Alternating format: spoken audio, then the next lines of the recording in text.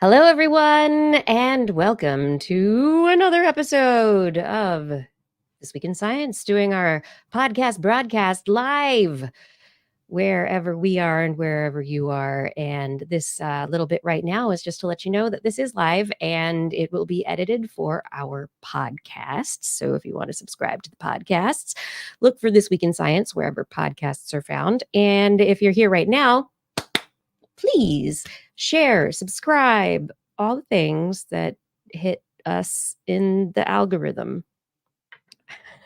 Hit us in the algorithm. I don't know. But it's time for the show. Blair's going to be a little bit late. She'll pop on in here as soon as she can, but we can get this show on the road. Yeah, Justin? Yeah, let's do it.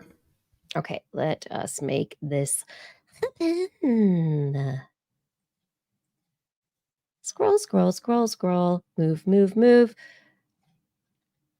Things to say in a spreadsheet. Da, da, da, da, da. All right, let us begin in 3, 2. This is TWIS. This Week in Science, episode number 983, recorded on Wednesday, August 21st, 2024. Wow! How do we know that? Hey everyone, I'm Dr. Kiki, and tonight we will fill your head with dodos, humidity, and wow. But first... Disclaimer, disclaimer, disclaimer. Things are starting to feel just a little less weird. Yes, the weirdness of the world has not gone away. There's a war raging between a former superpower and Ukraine, a genocide taking place in Palestine. Women in several U.S. states continue to suffer from a rollback of their civil rights. A convicted criminal who helped roll back those rights is running for president of the United States for the 4th time. Astronauts were sent to space without a return ticket. The greatest threat to humanity continues to be talked about as if it isn't already happening. And in recent weeks, something has changed that has put the weirdness into perspective. Not to get too political on a science podcast, but the current Democratic ticket for the executive branch just seems a whole lot more normal than anything they are up against. And being a whole lot more normal is just what the world needs right now. That and another episode of This Week in Science coming up next. I've got the kind of mind that can't get enough. I want to learn everything. I want to fill it all up with new discoveries that happen every day of the week. There's only one place to go to find the knowledge I seek. I want to know what's happening. What's happening? What's happening this week in science? What's happening? What's happening? What's happening this week in science? Good science to you, Kiki, and eventually, Blair. Good science to you too, Justin. And when Blair gets here, Blair, and everyone out there, thank you for joining us for another episode of This Week in Science. We are back again on our live Wednesday, 8 p.m. Pacific time broadcast of this podcast to YouTube, Facebook, and Twitch, which has been edited nicely for all of you podcast listeners. Thanks for joining us again. We have, I think, a pretty good show ahead. There's a whole lot of science. We should find out actually before we come to air whether or not we have a pretty good show. Because then we could tell. Because if we just are guessing still, then maybe we're not ready. I mean, it's one of those things, it's like qualitative, not quantitative. How do we determine who's biased, who's not biased? How do we have a control group for... Anyway, we're doing a great show tonight, and we're glad you're here. So we have a whole bunch of stories. My stories have to do with memory mechanisms, photons for microscopes and consciousness, electron clouds, and something about the wow. What do you have for us, Justin? Oh, let's see. Justin discovers humidity.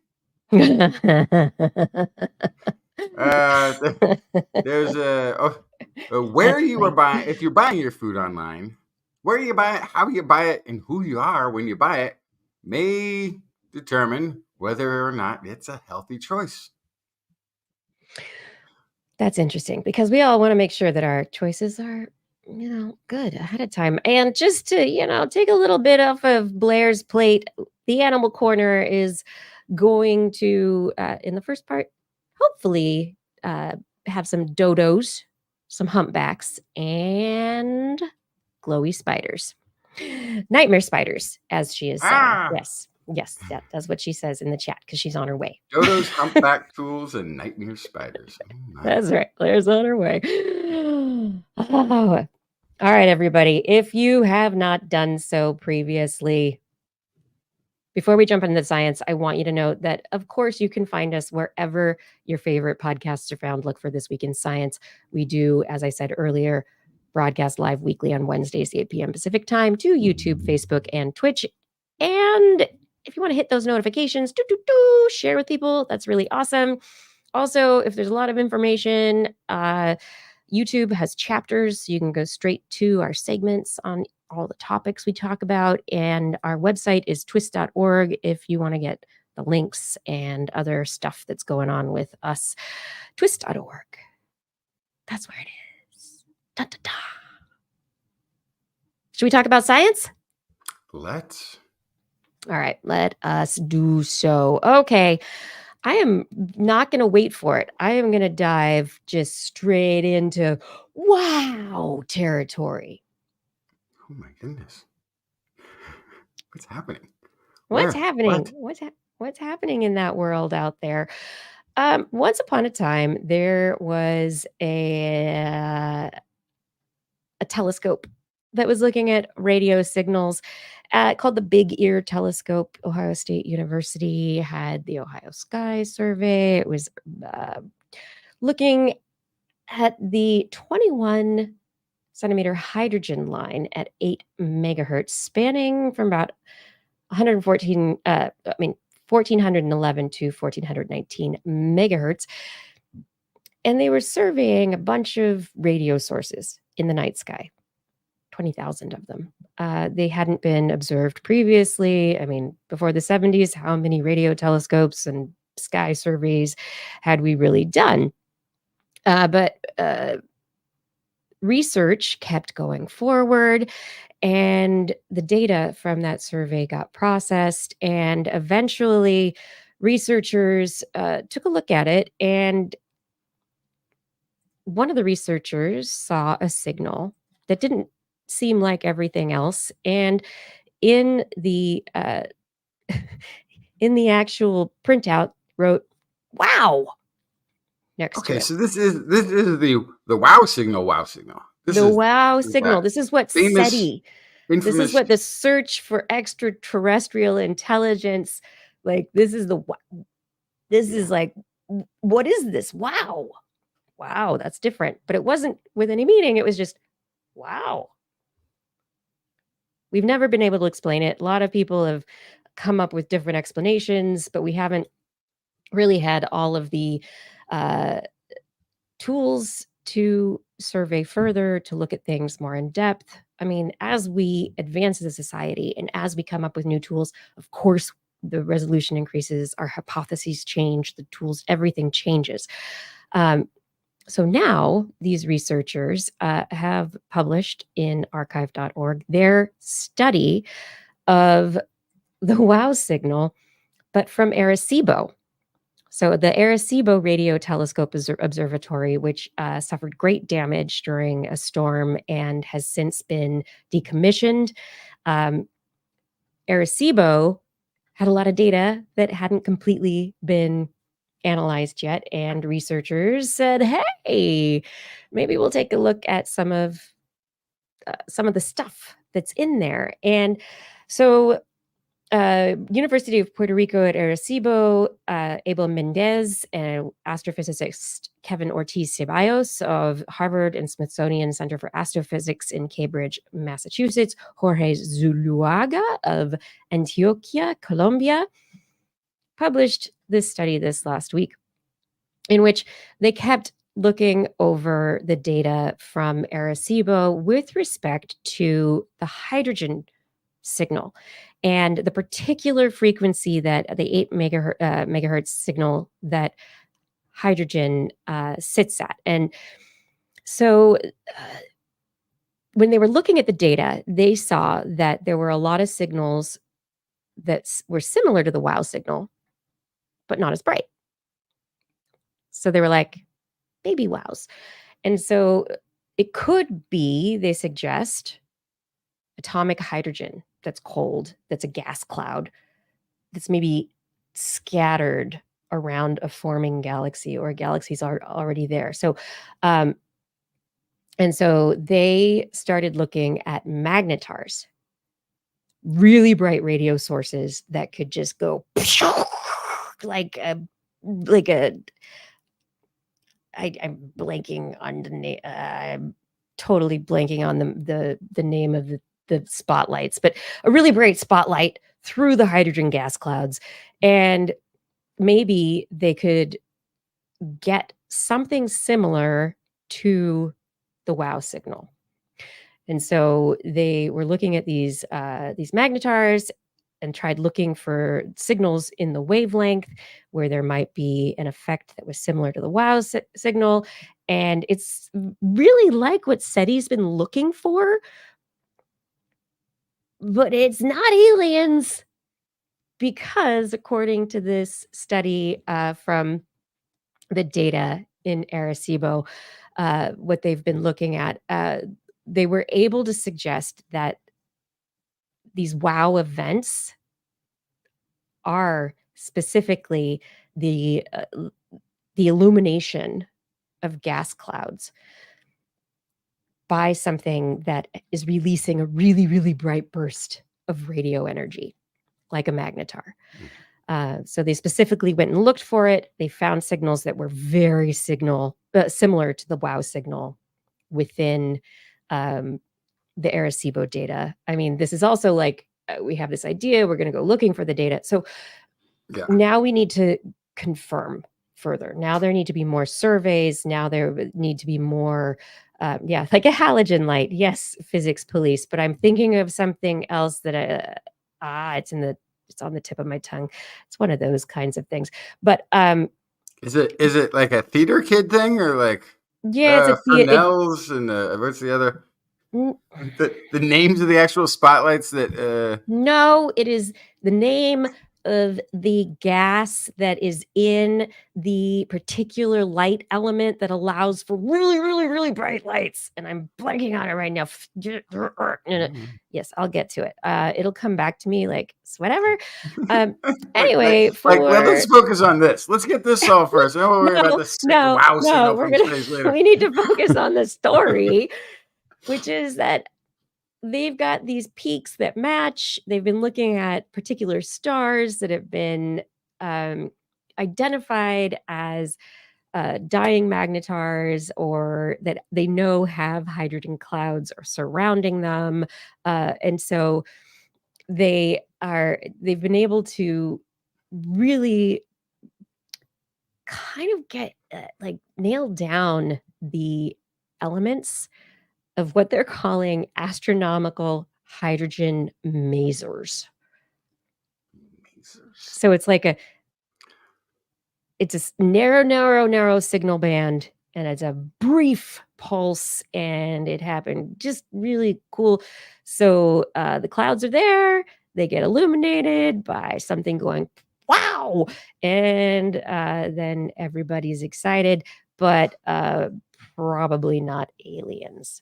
Xenon, that was it. Thank you, Eric Knapp. You said neon, and but it's xenon. Xenon, yes, that makes the really bright lights. Yeah, thank you.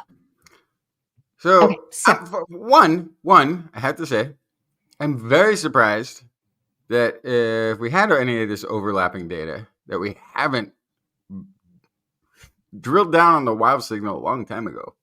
SETI's been working at it for a while, and there is overlapping data, but SETI has their own process for observing and analyzing data. And in the paper, like they do say, like There's part of it, like there were SETI efforts from Arecibo, but they weren't specifically looking at it in the same way. This doesn't mean that SETI isn't something we shouldn't continue funding. It just means that there are lots of questions, and this is a possibility.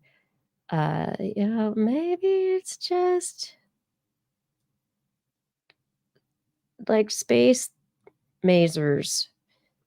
Well, so there's two things I want to, the directions of my brain goes. First of all, if you're looking for a similar signature of any kind of a signal, you can probably find it in one of these magnetars, because it's got to be like cross the bandwidths energy release that is creating every kind of like distortion over cross wavelengths, timing, track, and now we have pulsars. We've got LIGO. We've got the space pulsar timing array. We've got all sorts of stuff. We're like, so triangulation. I almost don't that like you could somehow take back engineer an I Love Lucy episode from a magnetar explosion. Like there's like enough energy, data, frequency, and stuff coming out of it to like say, oh, we found this little wow signal amidst something with that much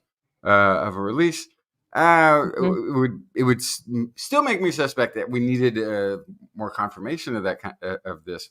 But on the other hand, if you're looking at it with the same time point, yes, that this is an overlapping event. And an overlapping observation of the same event, then you're like, actually, it's no longer needle in a haystack. It's needle, and then comparing it to other needles that were observed at the same time, likely the same needle.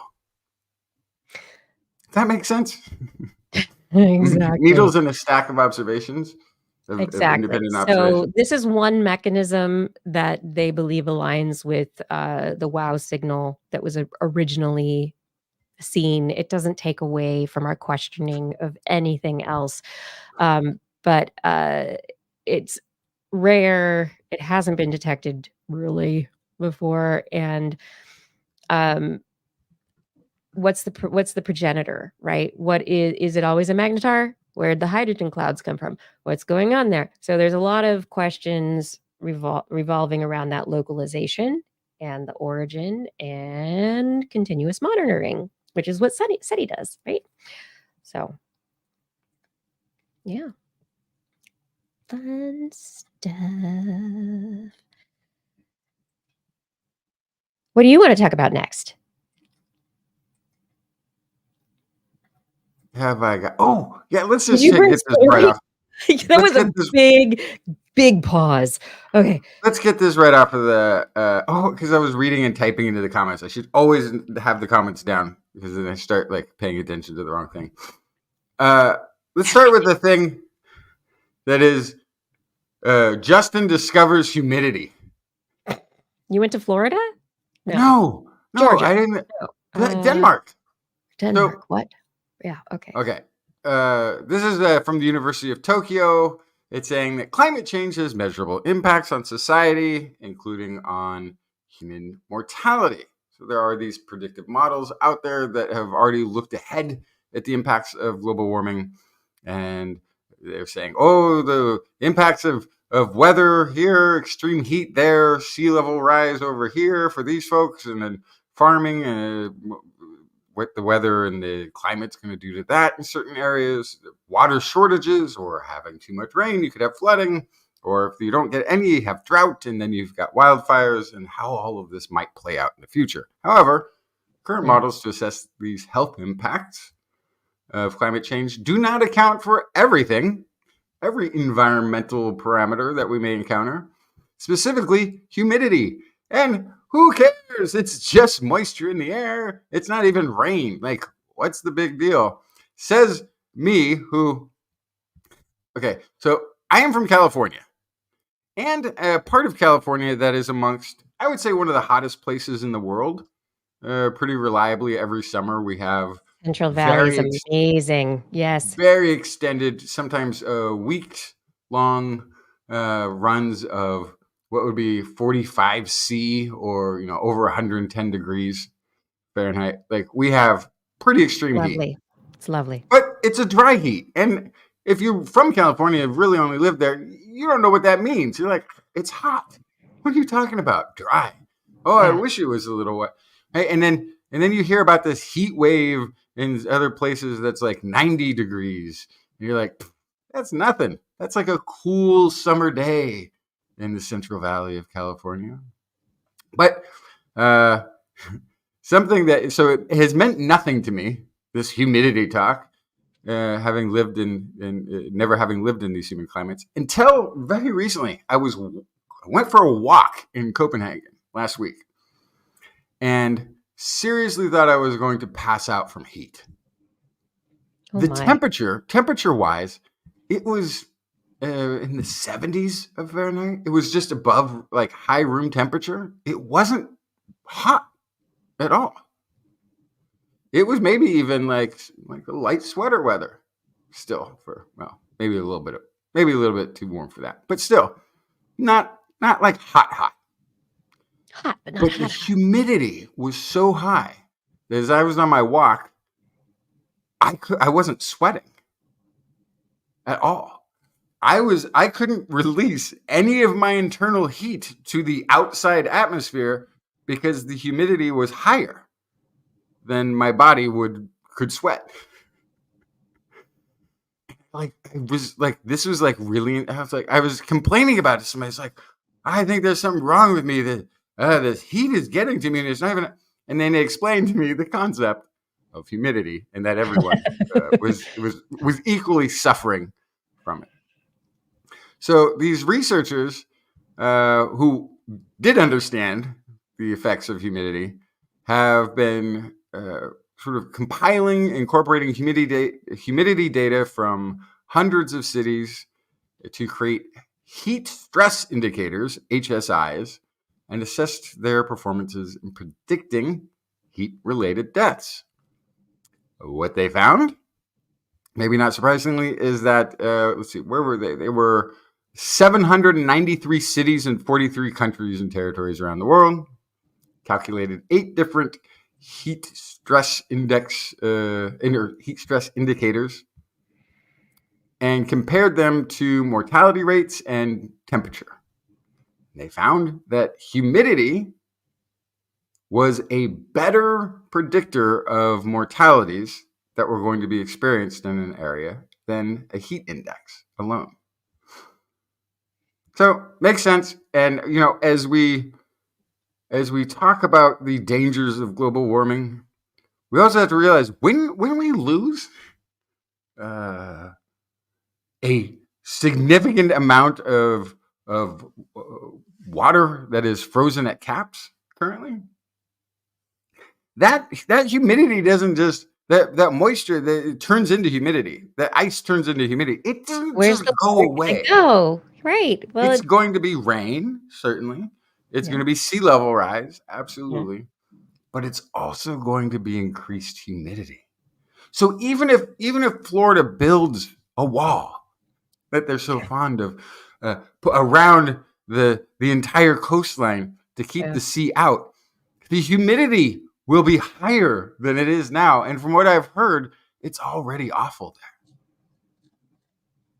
So this could actually be another major threat to humanity that I never would have taken seriously for a second until I, had to experience it firsthand to believe a thing, which is a terrible way to have to do everything. But where you are in Denmark is not a. You talk about the temperature of the average temperature or the daily temperature. It doesn't get to Central Valley type temperatures most of the time. No. And what we want to talk about is the heat bulb index, which is Blair. You're here? Welcome. And Hi. it's so good to have you here. But climate change and the humidity is so much. There's so much involved in how hot places that get humid are, because not the heat, it's not the humidity, it's both together, or it's the wet bulb index. Like you said, how much are you able to sweat? Can you thermoregulate in the environment?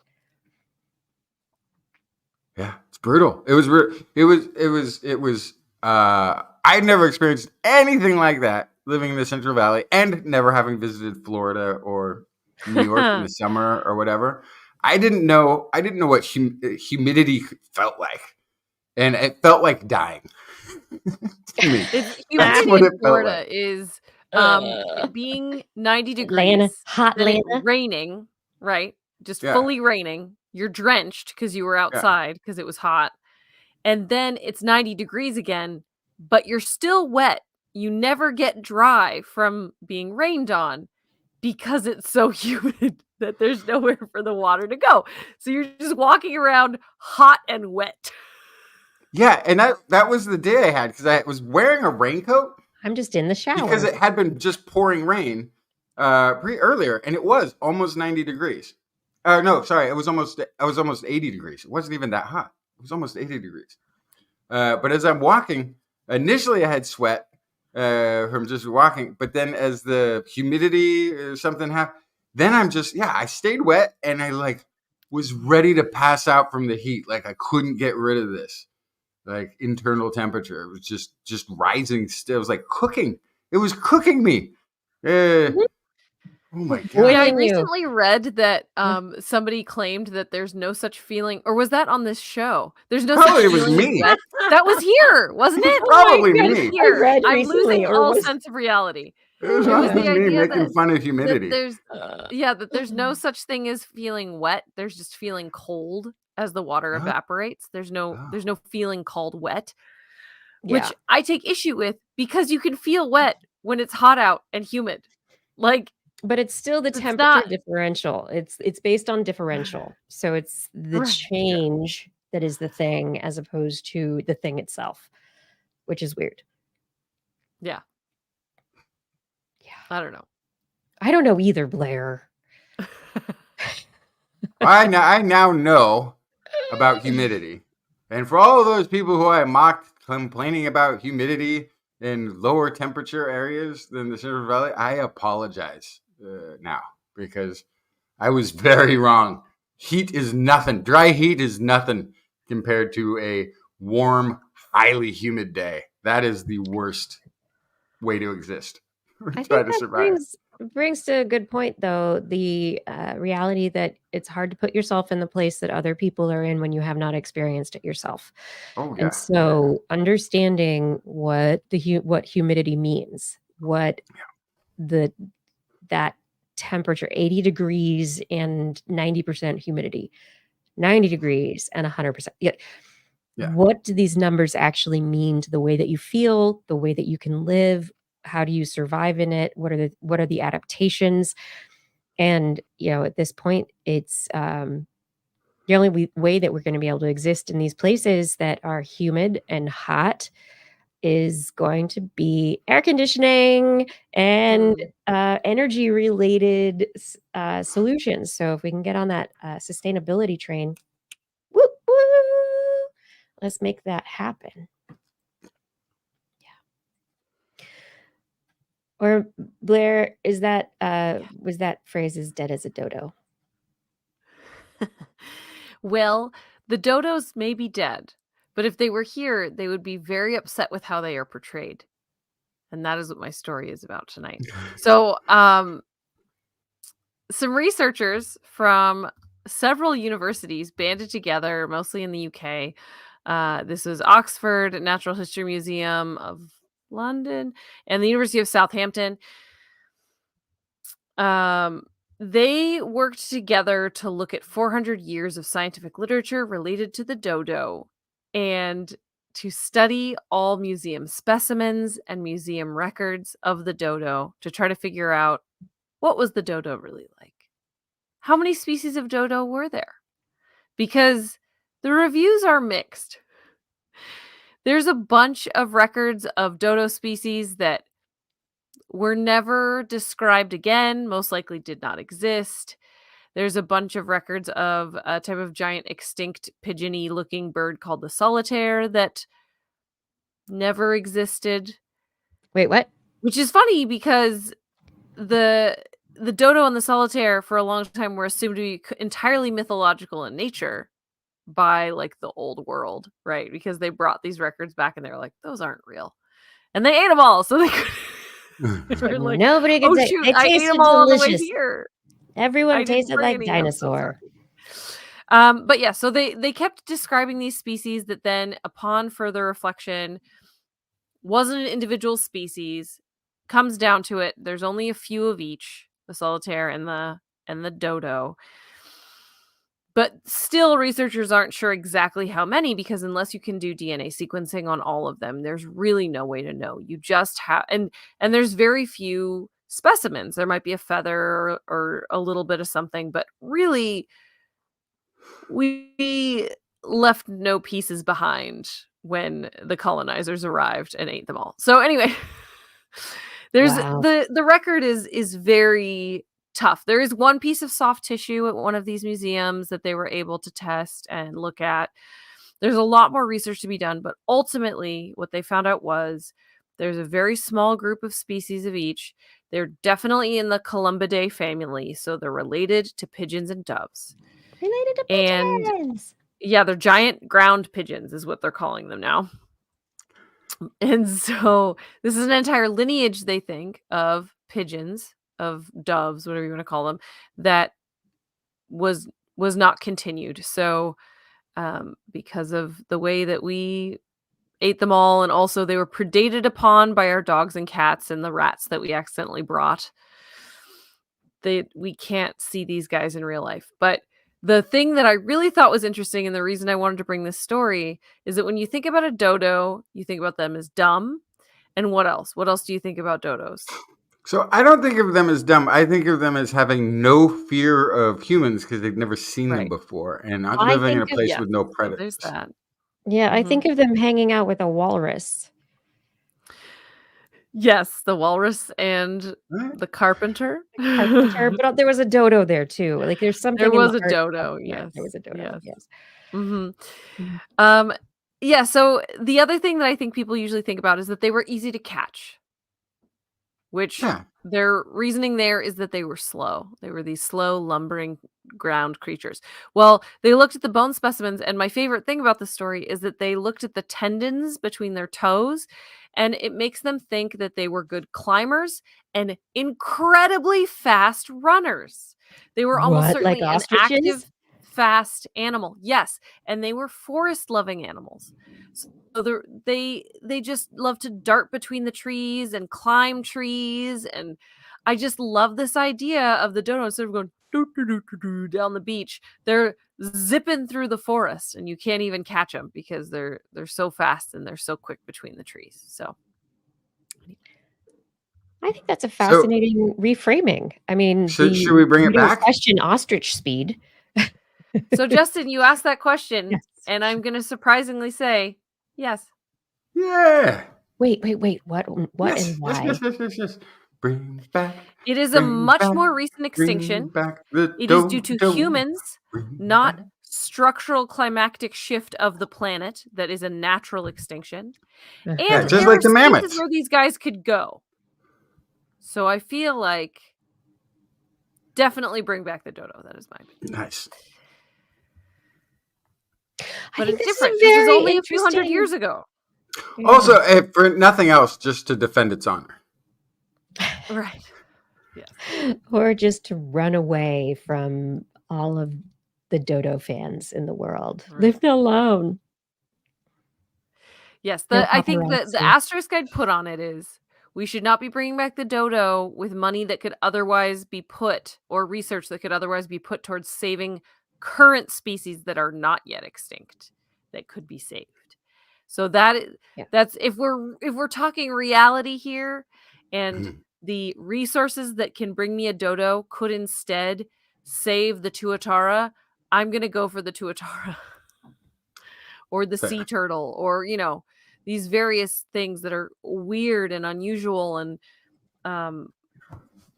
almost Not dinosaur looking, but also need our help and could be saved.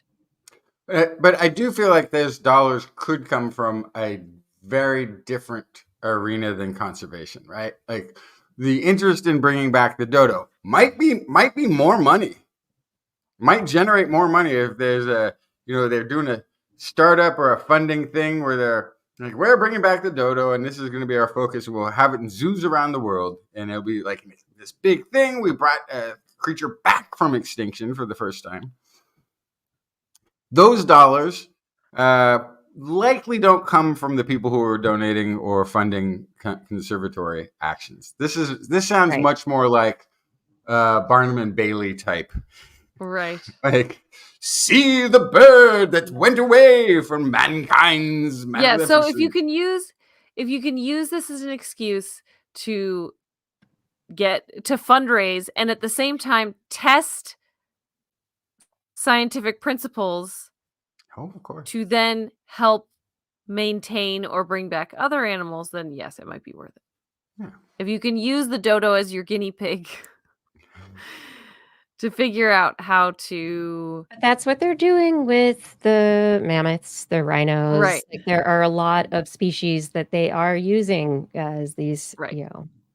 guinea pigs. Yeah. To Well, and the figure out. rhinos are nice because they're like Yeah. still around. So there's something you could do with Sort those of. individuals Yeah. if you're able to make it happen. Yeah. But- Yeah. But definitely, I think like you said, the real focus should be on let's be sustainable and try and maintain what we have, not just in like a frozen state, but let's work on being resilient and creating a human culture that works with the other animals on the planet. So I can I mean, push unless back of on that course we just a little can't, and bit? then it's all gone. Yeah, whatever. What? Can I push back on that very forward-thinking Nope. thing for a second? Just to Shoot. ask Blair. It's a question for Blair about the designations between what to conserve and not. Uh-huh. I like your argument now for the I was mammoth. gonna say it's a get it. very blurry line.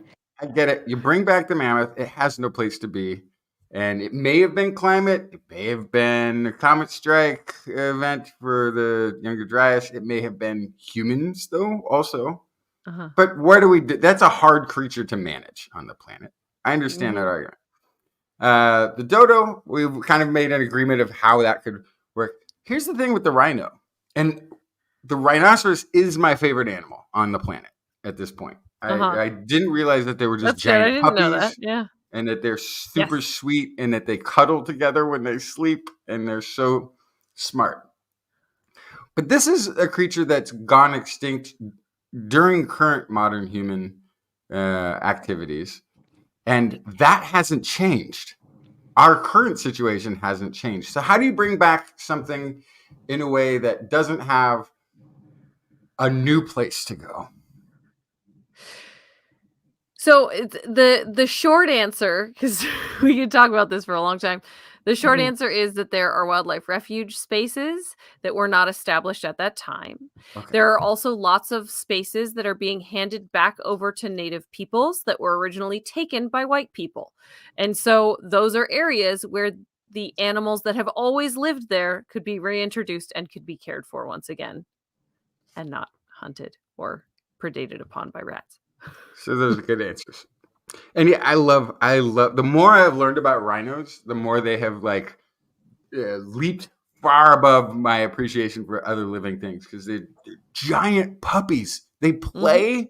If you've ever seen rhinos playing, I swear it's the only equivalence I can make is like puppies or kittens going and antagonizing each other, and then it's like watching Lightning McQueen and Mater, like from Cars. Kind of, if you imagine I haven't that seen that size, yet. It's on my 1 list, Kiki. ton It's things. on my list.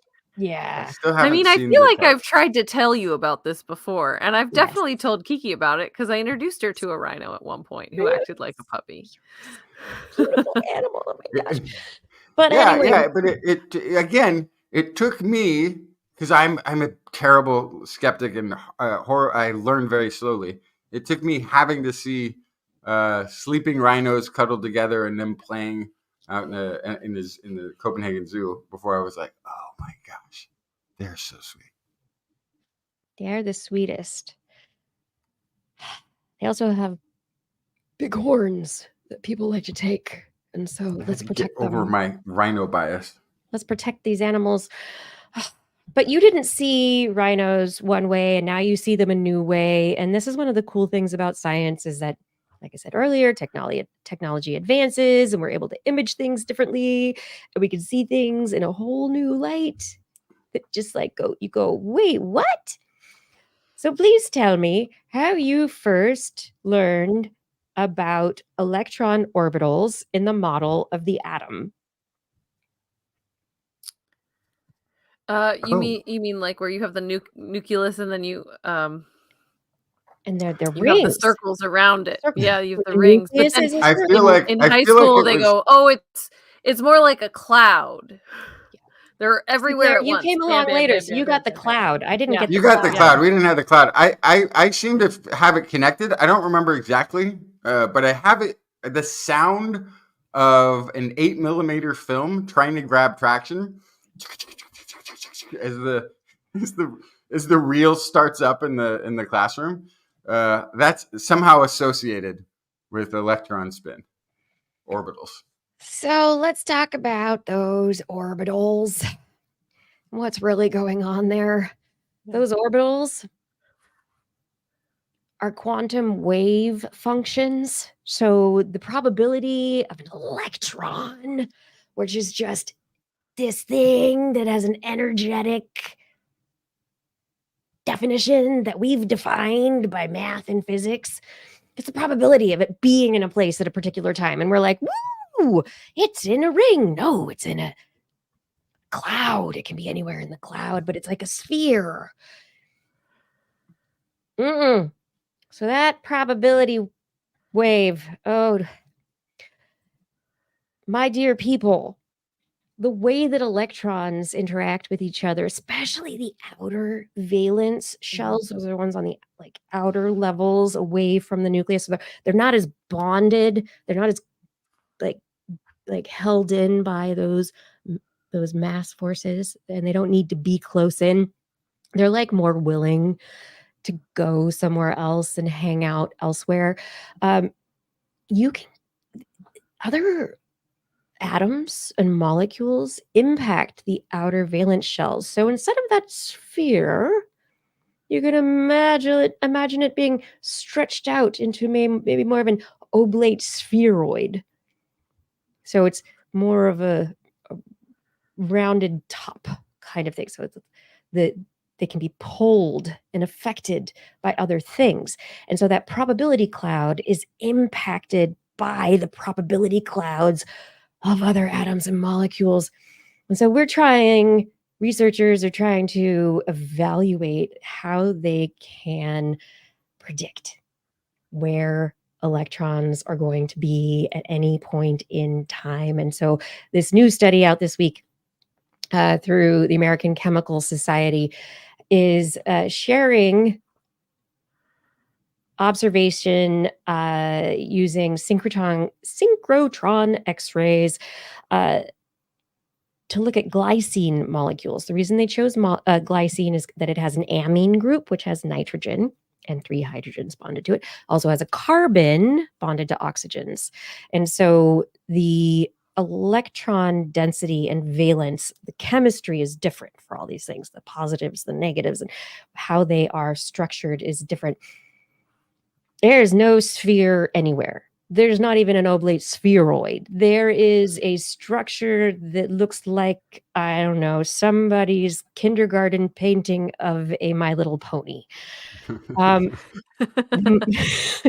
molecule, what they were able to do by the X-ray diffraction and experimentation with the molecules was to be able to get over time enough images of these molecules to be able to come up with theoretical calculations that allowed them to predict with very, very high, like really significant probability, the actual like quote unquote location of electrons around the nucleus for each of the atoms in the glycine molecule.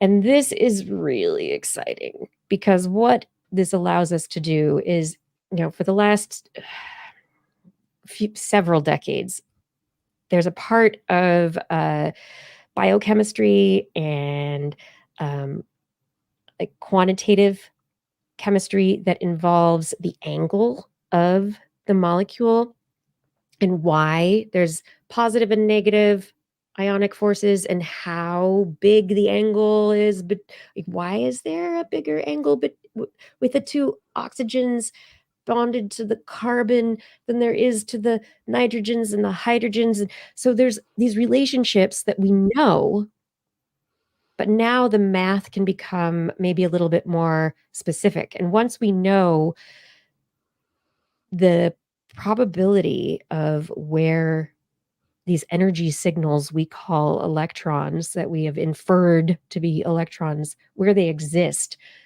we can make better predictions about how to create new molecules, about how to understand how molecules interact with one another, and to be able to maybe create better treatments for diseases, create more effective molecules than nature has done through trial and error. Who knows? But I think it is a very exciting idea that we could really start to figure out, what we used to think of as, these spheroid valence shells. Like the model that I grew up with chemistry is so gone. And now we have new, completely wonderful concepts that are going to move us forward in different and better directions. And I'm so excited about it. I'm here for this. That's very exciting. And I get to say now the thing they always say, time to rewrite the textbooks. But I will also say, I'm really glad I don't have to learn this because they're gonna still teach it kind of the same like conceptual way. It's like, let's look at it simply, and that you don't know. Yeah, all but these they're gonna add the extra level now. They start you with the circles, then they turn into the spheres, then they talk about the kind of the nuance, and now they're gonna be like, and now here's the next step, this weird looking stuff. Well, There's other They're gonna be crazy like, draw things. me this valence structure, and you're gonna be like, squiggle, A+. I don't know. Yes, you did great. So, this is always gonna bother me. You're trying to take a picture of a thing with what? The thing that you would take the picture with it is the thing that you're trying to take the picture of. That's true, yeah. And one weird thing. But it's X-rays. They took pictures with X-rays. Yeah. Now it's electrons all the way down. Different energy frequencies, right? Got it. Here's the thing. We also know that this massless energy doesn't exist in time the way any of the physical things that we interact with do. So then, how do you take a picture with its different energy version of itself and account for the fact that it doesn't quite exist in time the way we conceive it? Like this.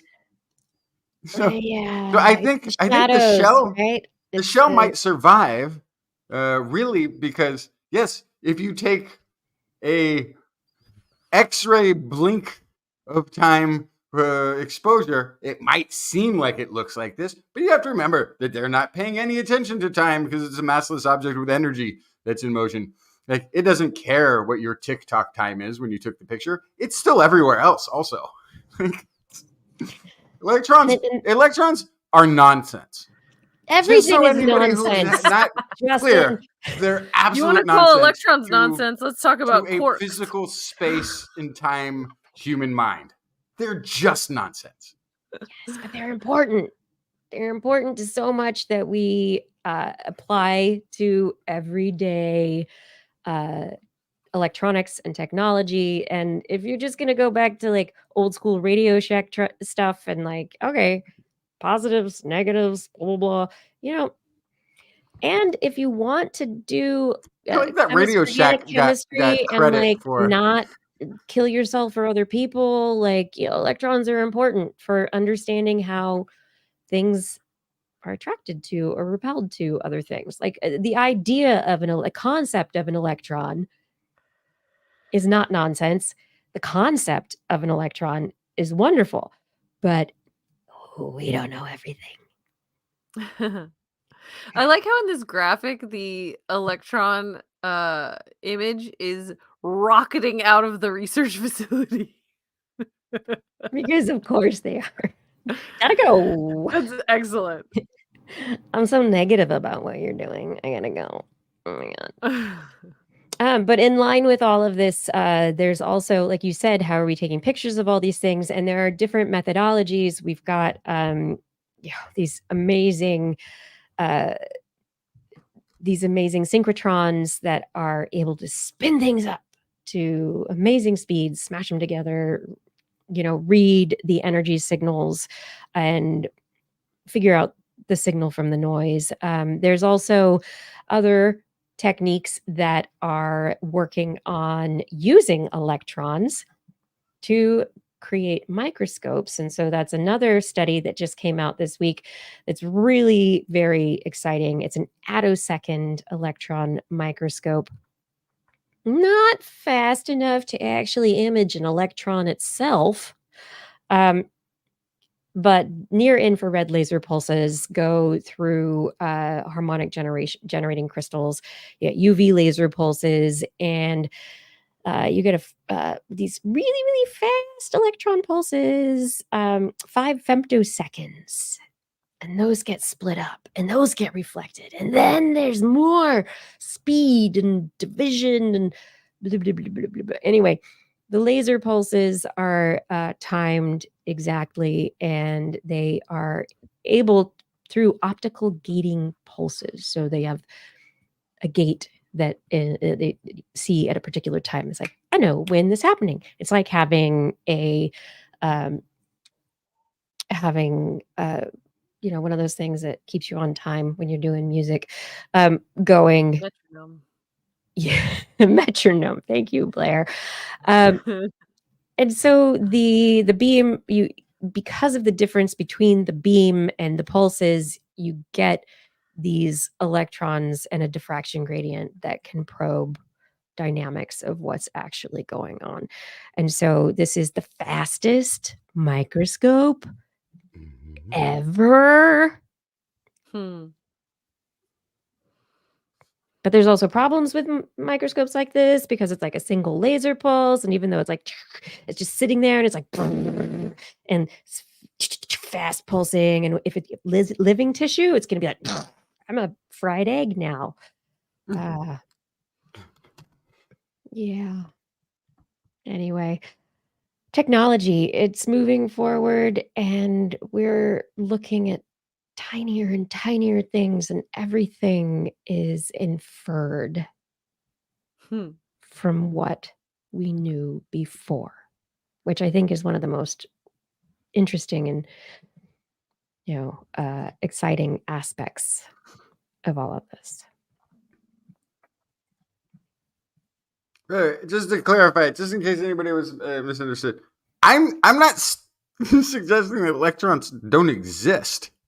By the way, just to make sure, I just wanted to point out, I'm just suggesting that they're nonsense. That doesn't mean that they're not real. That doesn't mean that they're not real and do important things and we can learn about them. I just mean they're nonsense. We can use them. Like, they will never make sense to a human brain how a thing can exist essentially undyingly. They're immortal bits of energy that do not exist in time the way that we do. And that's right, that exist in multiple places at once. And never going to make sense to people. It just can't, because we're physical things with time spans.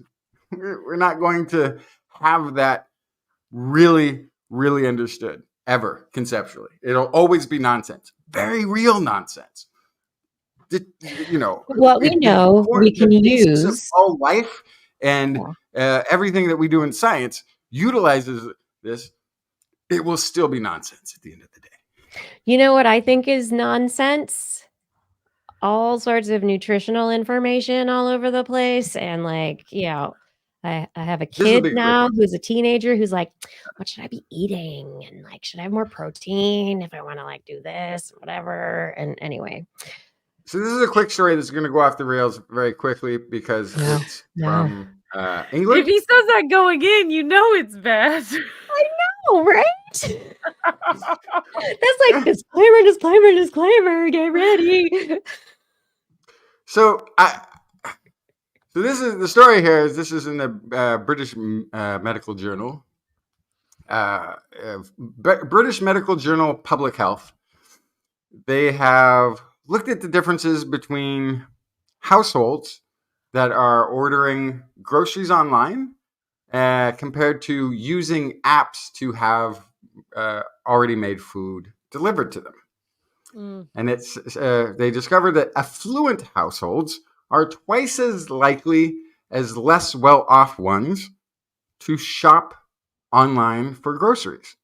So it sounds like in England, the wealthier people are having their groceries delivered as opposed to folks that are still that have less money who are going to the store and picking it up themselves. Here's the part where I start to get confused. Households in lower social grades are up to twice as likely to use food delivery apps for takeaway meals. What is a lower social grade? I think you have to be British to understand it. Yeah, it just means poor. No, it unfortunately doesn't. It says How did they define it? Exactly. Users of these apps are more likely to be living with obesity, the findings indicate. Digital on-demand, this is from a press release, digital on-demand technology has rapidly and dramatically reshaped food distribution and delivery, making grocery and prepared takeaway meals more accessible and convenient, and increasing the range of options, according to the researchers. So, previous research has suggested Justin, low social grade, just so you know, I'm assuming you looked this up already, but low income, low education, low job status. Low social rank due to income, lack of skills, or education. Or, so yes, it's a very British term. It is very British term because it's or because it can be any of those. So not all of them at the same time. They are often related, however. Yes. But what they find is like having good income didn't lead to healthier grocery online buying, because if you were of a lower social grade, you still tended to use the apps for takeaway meals. Like, wealth didn't help those people. So yes, it does show that also education is going to play a good part in this. But the fact that you can be, I don't know how you become lower social grade unless you have all three. Right. It's a very British thing, and that's why it's not. I think the interesting way of being able to separate the data, though, I guess. Yeah, but what's interesting here in the results is that the food delivery apps were associated with living with obesity, but online grocery delivery was not. So there's something to do with the ability to cook your own food versus having food prepared that could be fast food, that could be, just like there's a lot of, like when we talk about food delivery, it's not always going to be, the most healthy stuff, because that's more expensive. Yeah. So and also there cucumbers from their Grubhub delivery. Yeah, and it's also not. I don't know if it's also completely the expense thing, because there is also an element of when you're buying groceries online, you're not going to be as maybe tempted by the quick and easy snack foods that are displayed all around. At checkout. Yeah, you might Mhm. have a little bit. You They could go try. into the vegetable section to pick out the vegetables you want. They're not going to be like, here's some double cheese dipped cracker things that you can also have with your vegetable, whatever. You're not going to see the processed foods if you're looking in the vegetable section on your online thing. And you might be like, oh, I'll go ahead and get the organic one just with a click of a button here or there. My favorite one is with one of the apps or a few of them now. It's like, oh, you finished this order. Would you also like donuts with that? Or would you like us to deliver you ice cream? And they're like, and then, but it turns out it's not just this is added from the same place you're ordering from to the, it's just as, You're no, sending this that is a poor courier to completely another different, location. Mhm. it Oh, blows my mind. Like the Mhm. whole like psychology and sales of it is out of control. Yeah. So a couple things Not okay. with this that No. I'm recognizing in particular. So as someone who, since the apps exist and I had a baby and I was stuck at home chained to him 4 months, I did use them occasionally. If you go grocery shopping at a grocery store, you can walk around, you can go, oh, I'll get that and that and that, and that'll make dinner. You have to open that app with a plan. You have to have meal planned to say, these are the 6 things I need to make this meal. And if you have not thought that ahead, you don't end up with dinner And if you're thinking about one the of those mental apps. health of somebody who's in a lower social status, who's probably Right. working multiple jobs, taking care of kids, Yes. doesn't have a lot of time. When are you doing meal planning? You're supposed to be Martha Stewart. You're not friends with Snoop Dogg. Nobody's going to be narrating the humor in your life. And you suddenly are like, I'm just going to order the fish and whatever's, you know? Yep.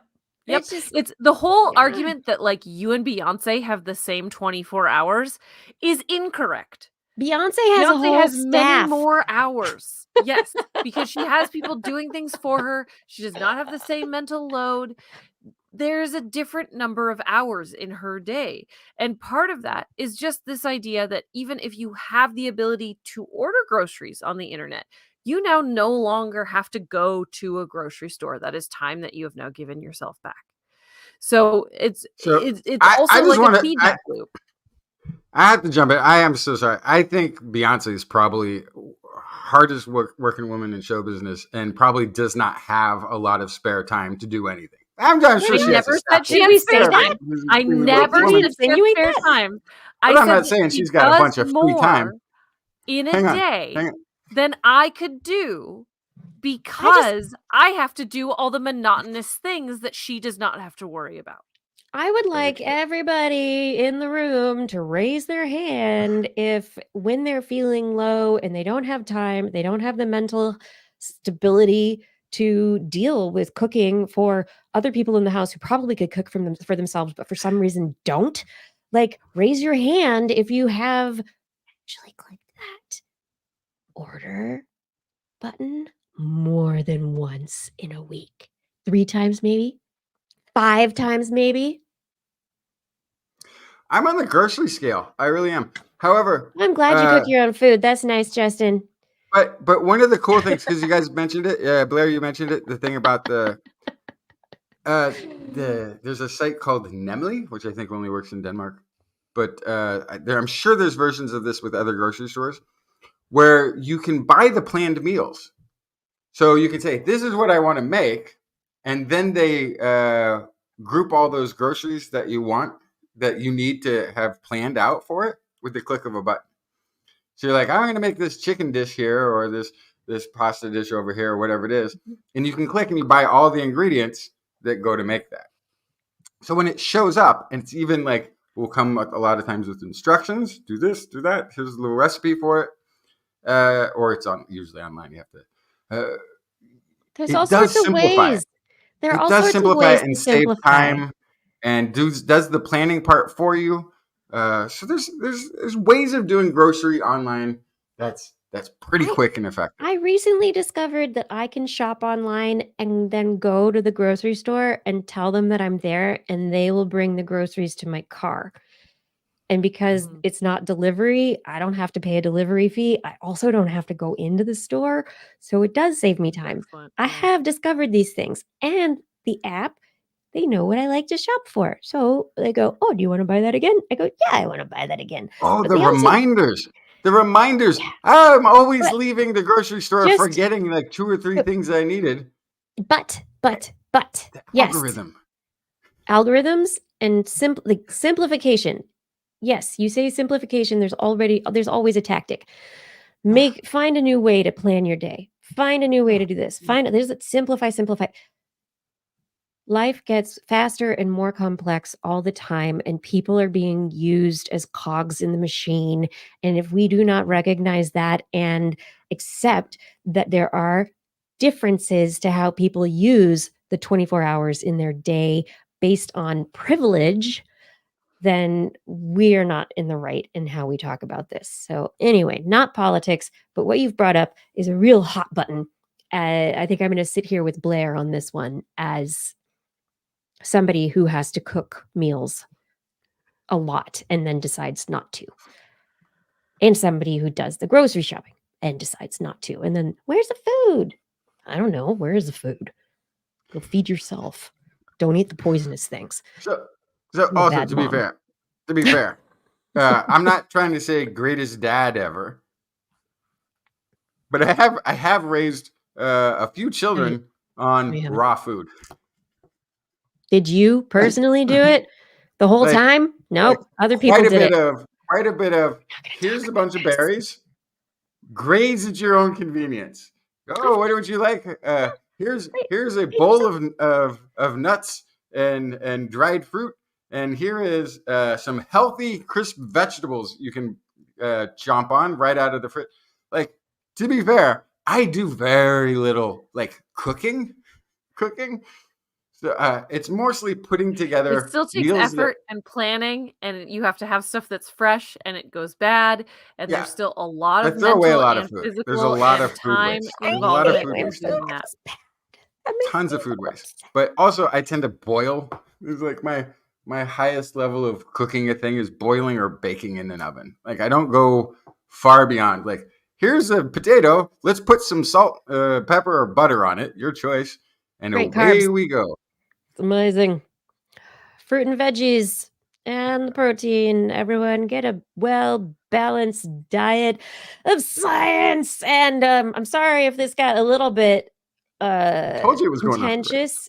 I know you said, you warned us. We knew where it was I going. warned. Nutrition is such a thing, and how we do it and how we deal with how nobody gets to live the same life, and some people have more privileged lives than others, and no judgment. I did not make dinner tonight. There are things left over that I will eat. This is This Week in Science, and I want you to know that if you appreciate all of the ups and downs and ins and outs of our science discussions, conversations, how they relate to our lives, I do hope that you continue being a part of our TWIS audience and share it with other people that you think would enjoy it as well. If you want to help support us, you can head over to twis.org, click on the Patreon link, and become a supporter on a monthly or yearly basis. And $10 or more per month, you'll be thanked on air at the end of the show. I'll try and pronounce your name after I've done a lot of other wording and speaking and like forgetting words and all that. And I don't know, maybe I'll get it right. I will really try. But there's also our Zazzle store where Blair's made an incredible amount of our merchandise. Wonderful art that she's done on the calendars throughout the years, and also just general TWIS merchandise that does support everything that we do here. TWIS.org is the website there. Subscribe, share, enjoy. And we really can't do any of this without you. Thank you for your support. It is that time of the show as the later hours go for the TWIS wonderful part of the show called Blair's Animal Corner with Blair. She loves our creatures, great and small.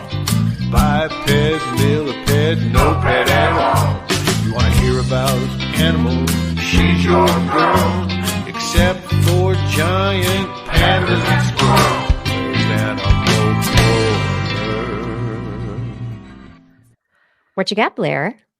Ooh, I have humpback whales and a giant ad that has obscured my vision. There we go. How big is your aquarium? Humpback whales. Well, I don't have them personally here. They're in Alaska, but Oh, okay. this is researchers from the Marine Mammal Research Program at UH Hawaii Institute of Marine Biology and Alaska Whale Foundation have looked at humpback whales and their bubble nets. They use bubble nets to hunt, and they do that by they blow these bubbles in patterns that form nets with internal rings, basically ushering krill into dense pockets. And then between the size and depth of the net and the spacing between the bubbles, they are able to then and get a really good krill meal. That's the scientific term. I like sound effects are always my favorite. Yeah. It's integral to my teaching style. I'm sorry, everyone. Anyway, so the researchers put non-invasive suction cup tags on the whales. They flew drones over solitary bubble netting humpback whales in Alaska, and they collected data on their underwater movements. And these researchers have determined, according to them, that this bubble net use is tool use. Wait. Bubbles as tools? What does that mean Yeah. for like the mantis shrimp? Great question. What does it mean for the anyway. bats that use the leaves to amplify sound that I called tool use? And everyone was like, that's not a tool. So I think so specifically. I can't believe that. Anyway, thank you. Sorry. Appreciate. So specifically, they are calling this tool use and particularly complex tool use because they are counting this as a situation where they are creating a tool specific to a situation, and it causes it requires a well-honed skill developed over time to make the right bubbles in the right way. So specifically, they're saying, hey, there's lots of animals that use tools, but there's only a few animals that make tools, and so they're making a tool. So yeah, that's a manipulation of material in the environment to do a thing that wasn't being done before. Yeah. Right. And it's hard to grasp, I think, because we're landlubbers and we there's not a lot of other choices of materials in the ocean. And thinking about air as a tool is like, no, it isn't. But to that, like, could we use water as a tool? I think so. We could use water. We do all the time. Yeah. My gosh, Jinx. Hello. So if we can use water as a tool, then they can use air as a tool, I suppose. So it makes sense to me. I think it is a little unusual. And now I feel like we're getting further into that conversation of like, why does it matter? Why does it matter what's called a tool? If you expand what a tool is enough, it's everything. All animals use tools. Yeah, but here's the specific aspect, which is that it is intentional manipulation of an environmental object that is not your body for an objective. Right? I just made that definition up right now, but it sounds good. Sounds like you know what you're talking about, and I'll take it.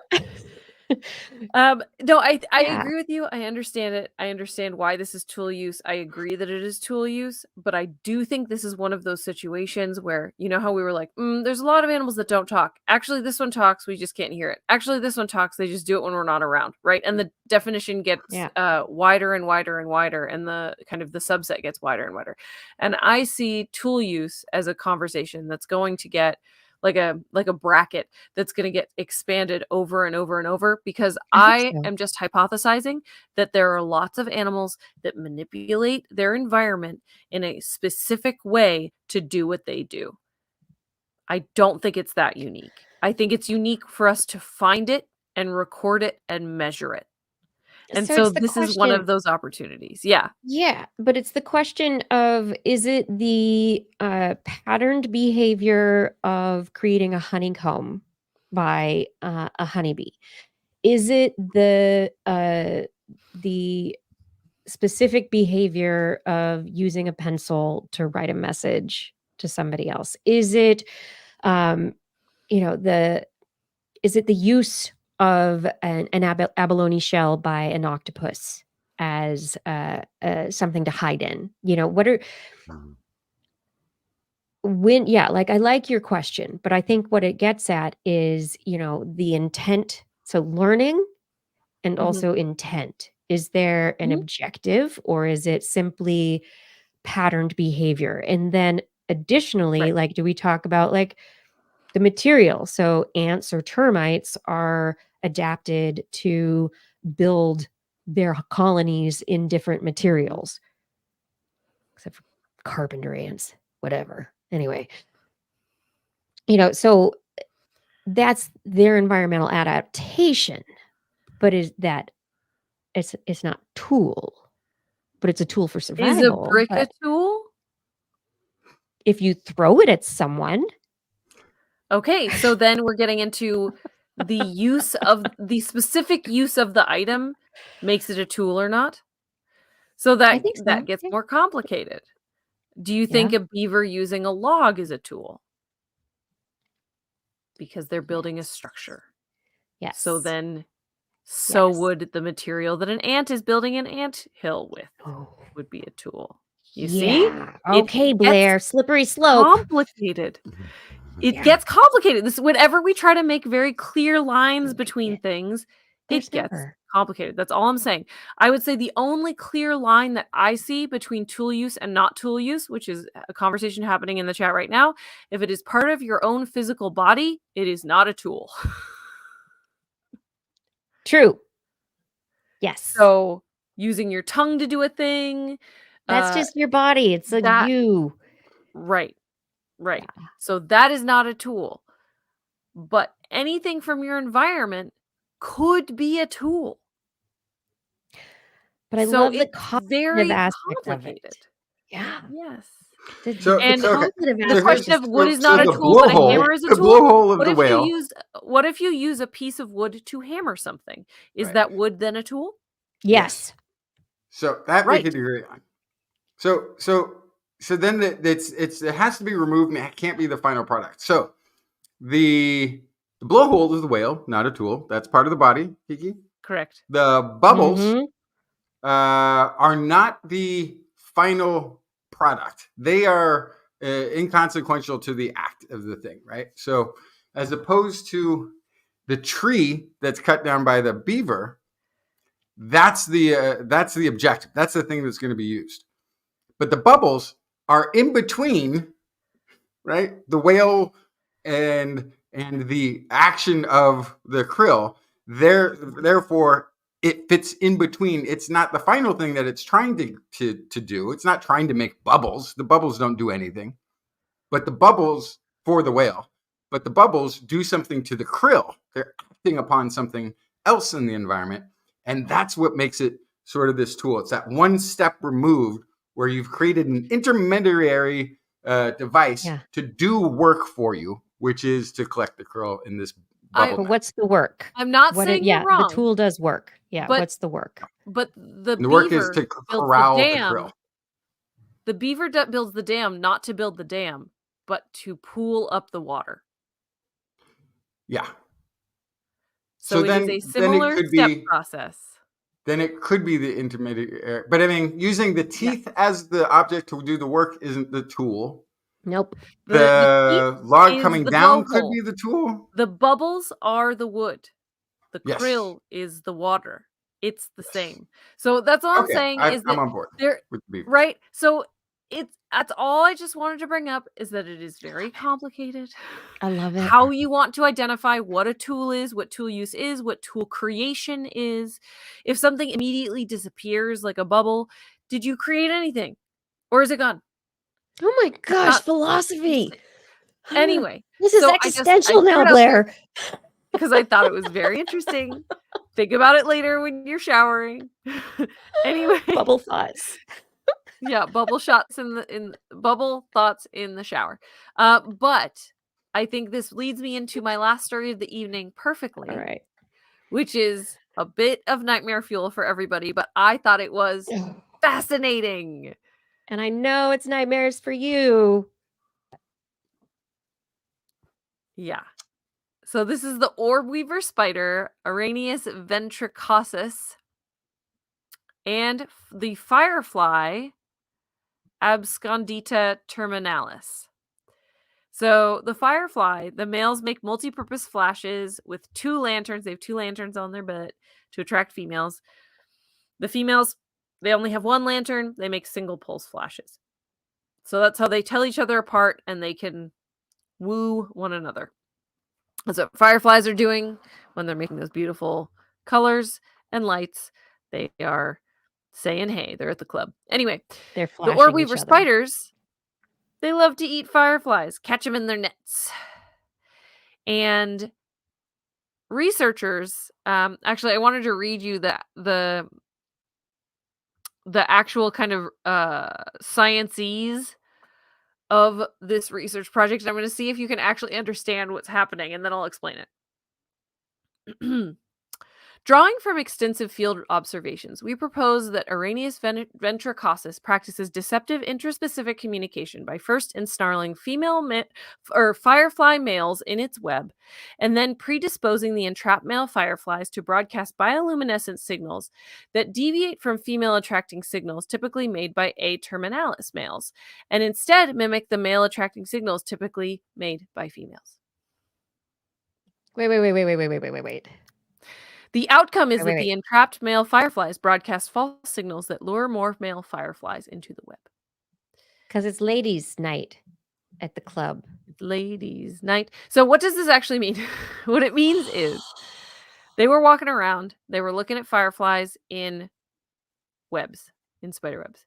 They found that spiders more often captured male fireflies when a spider was present. And that, in fact, they pretty much only saw male fireflies in the webs. When a spider was absent from the web, a lot less fireflies getting caught. They also noticed that the signals made by male fireflies in the webs looked more like female signals than male signals, even though they were male fireflies. They were doing single pulse signals, only using one of their lanterns. It's really what the an heck SOS. is happening here? Yes. So that was the first thought. But because they only do it when a spider is actively biting them, the fact that they're caught in the web before and they don't do it, that means there's something about the spider's presence that is making them do this. So it would appear that upon capturing in the web the male, the spider will then deploy a specialized prey handling procedure, which means they don't know what it is yet, involving repeated wrap bite attacks that cause the firefly to act like a female to attract more males to the web. So this is the next step of this research project. They don't know yet. They want to figure it out. Their hypotheses are that it could have to do with the venom. It could have to do with the mechanics of the bite itself. Location. Or something else entirely. When something else entirely? Just something else. Who knows? It just could be survival or strategy. Another thing. This thing wants to eat a male fly. Okay. Well, maybe if I got somebody else. Here's the issue. It seems like show up. This is just what I gleaned from the article. I was not a researcher on this project. I do not know the minutia. But what I gleaned was that firefly is already toast at this point. Absolutely. Spider is chowing down. Yeah.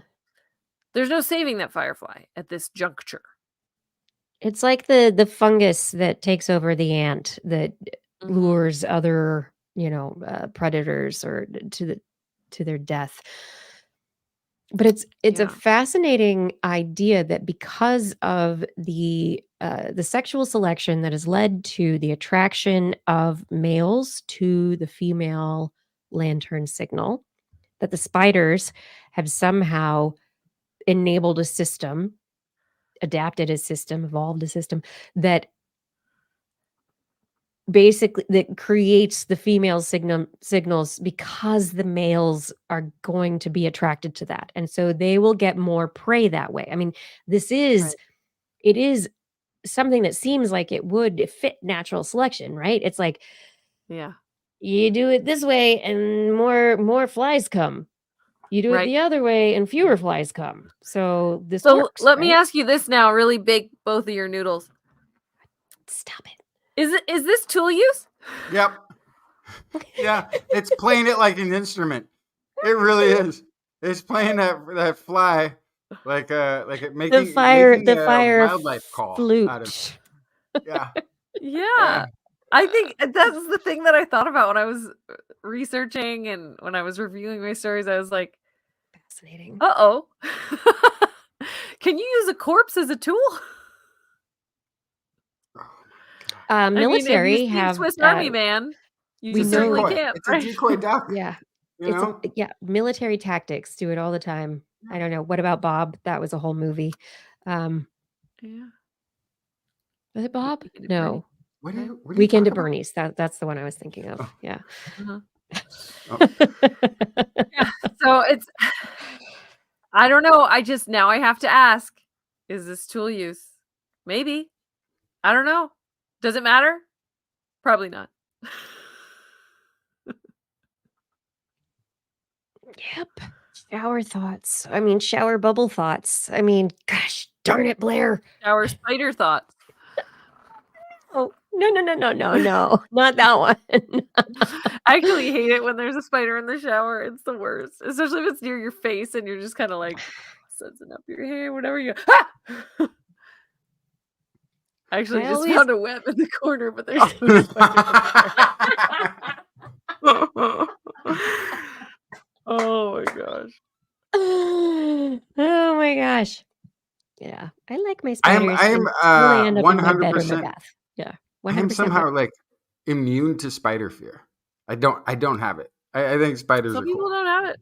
I think they're nice. They don't bother me. I will freak out. Despite the size difference between me and a mosquito, for some reason they that I'll have that reaction to a mosquito. Like let me jump out of the way of a passing mosquito. But I don't have it with spiders. They don't bother me unless it's a black widow. One of the growing known up in the Central Valley, dangers. I just can't even with the black widows. But anyway, little dark What corners about- of every garage in the Central Valley. Hide. oh my Hide black basement. widows. I never would Yeah. look. My dad would say, "Go in the basement." I say, "No, they're under the stairs." Even though they're scared of me, I don't care. I don't know. Compared But what about spears any other and spiders. pikes and things that people Okay, would throw at so- you? Yes. Yes.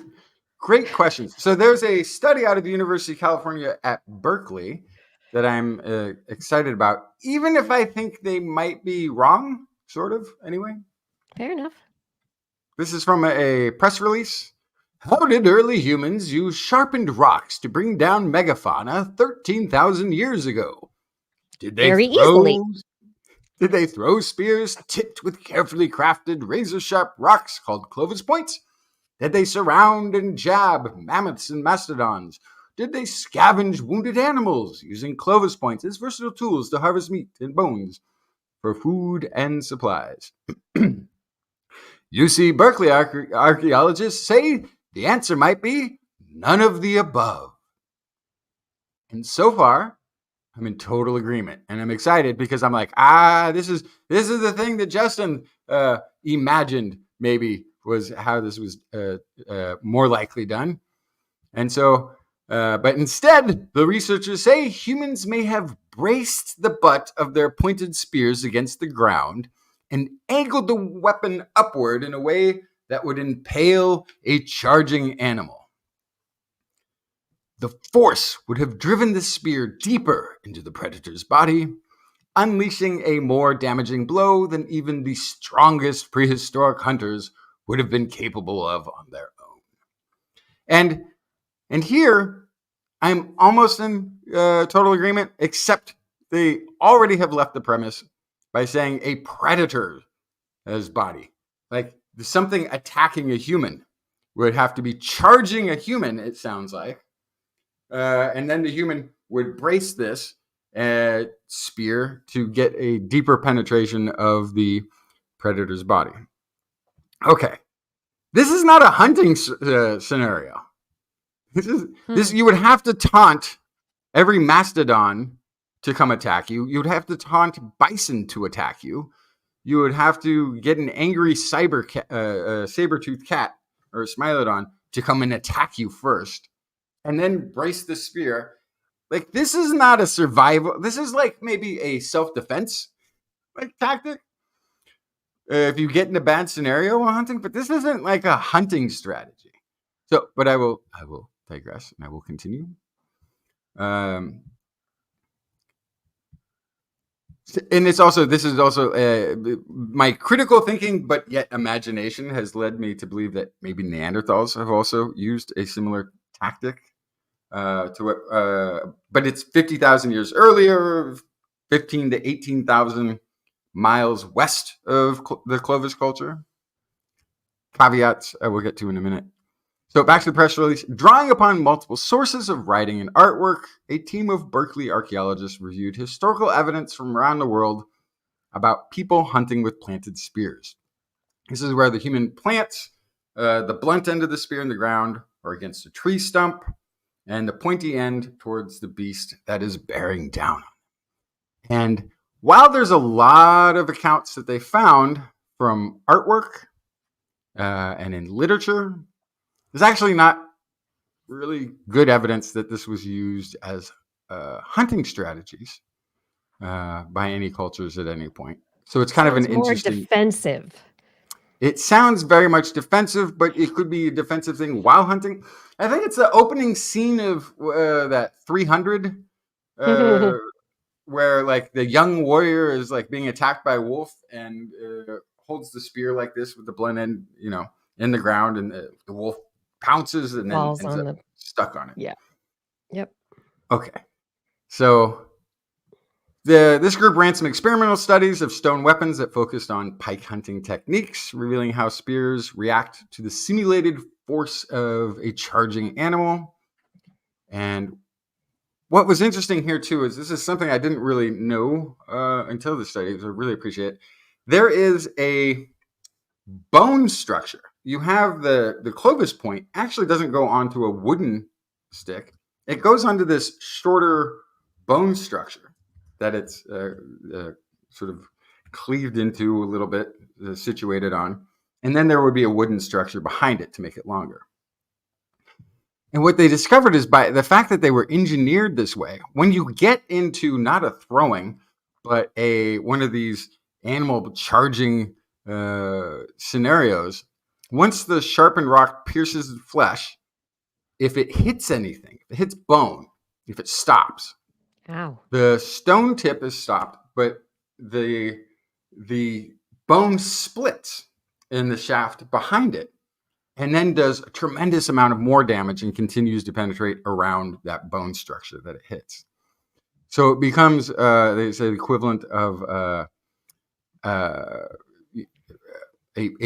amplified. It's like getting struck 3 times instead of just once.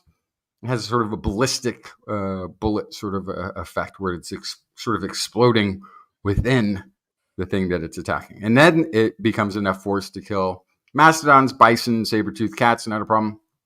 Previous research on thrown spears finds that it almost doesn't make sense, right?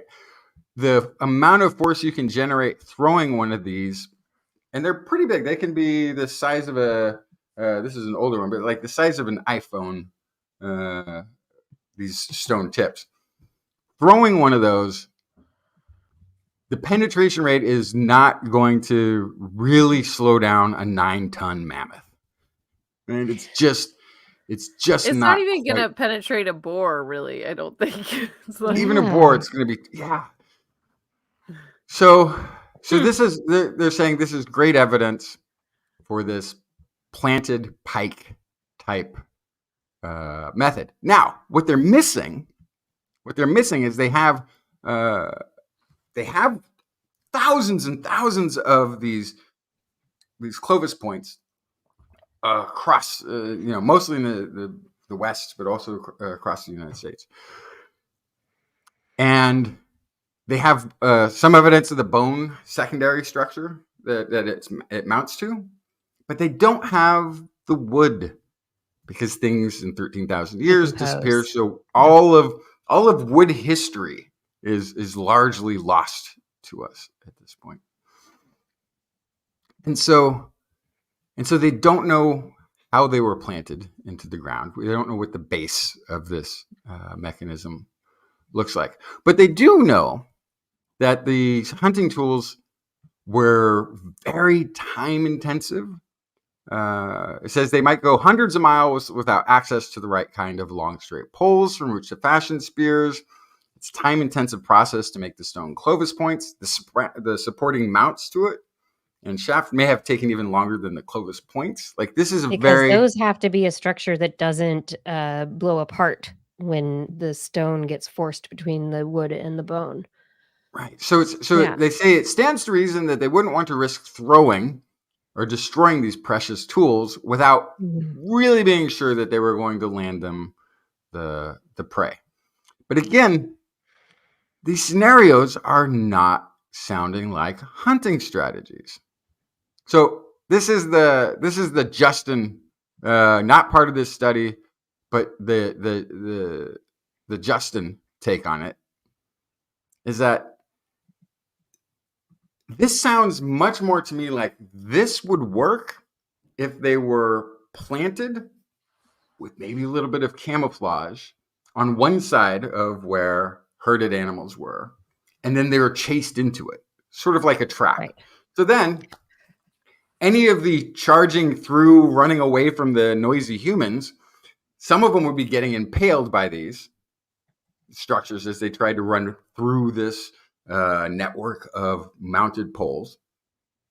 And if any of them didn't get interacted with, they're preserved. So all the time and energy you went into setting it up, but they missed, you still get to reuse your pike, your spear again. It's not been damaged because it didn't have any interaction. It's not like when you throw it, and these are very sharp stones. And then it's like stuck in an animal and it's gone. And they have found evidence of this before. They have found evidence of deeply implanted Clovis points in animals that didn't get cut up by humans. But they've also found deeply implanted ones that were from multiple spears. So it's not likely that they convinced the mastodon to charge humans like 6, 7, 8 times, right? But if you can imagine them getting chased through some sort of a bluff, maybe slightly disguised. But that's what we've talked about before, is like the running of buffalo, like down a canyon to a narrow gap, or this concept of human hunters forcing their prey into a situation, where it's like, oh, they fell off a ledge and then they died. It's like, well, maybe there was more and different stuff involved in how it all worked. And we have these pictures of like wolf packs surrounding a single animal with their spears. And maybe it's possible, if humans did at certain times know that they were hunting in synchrony with a certain plan, that they could then all stab together and not lose their precious instruments of death. But I think this is there's a lot of interesting ideas here, but the technology was amazing. There's evidence of humans throughout human history hunting sort of herd prey, which is going to be like your bison here and the mammoth and mastodons, and having which we killed. particular places where they'll hunt. So these herd animals, they often follow the same pathways when migrating from one area to another. They're heading to the same watering hole from that one to a next one further away, or whatever where their food source is. Elephants famously never forget. They follow these paths over and over again. So it wouldn't also be too hard to know that, like, hey, they're going to be coming through here at some point. All we have to do is set it up so that they, as they pass through, we get them running. We create a little la la la la, la and then chase them. La la la. That's how I would do it. I don't know. Everybody has their own hunting. Mine is too la la la la la la la. The and then sounds they're that like, they make. terrible singing, run away. So, and it's some of the oldest Neanderthal art. The dots that show the animal and what looks like a person waving a thing, to me has always looked like chasing animals into the spikes. It's always looked like that to me. And now that if they're talking about this would have required charging animals for these spears to work, it doesn't make sense to me at all that you would have to get all of your prey to chase you in order to hunt it. They can't just be charging at you every time for you to, because also like a 9-ton elephant. No, you trick them.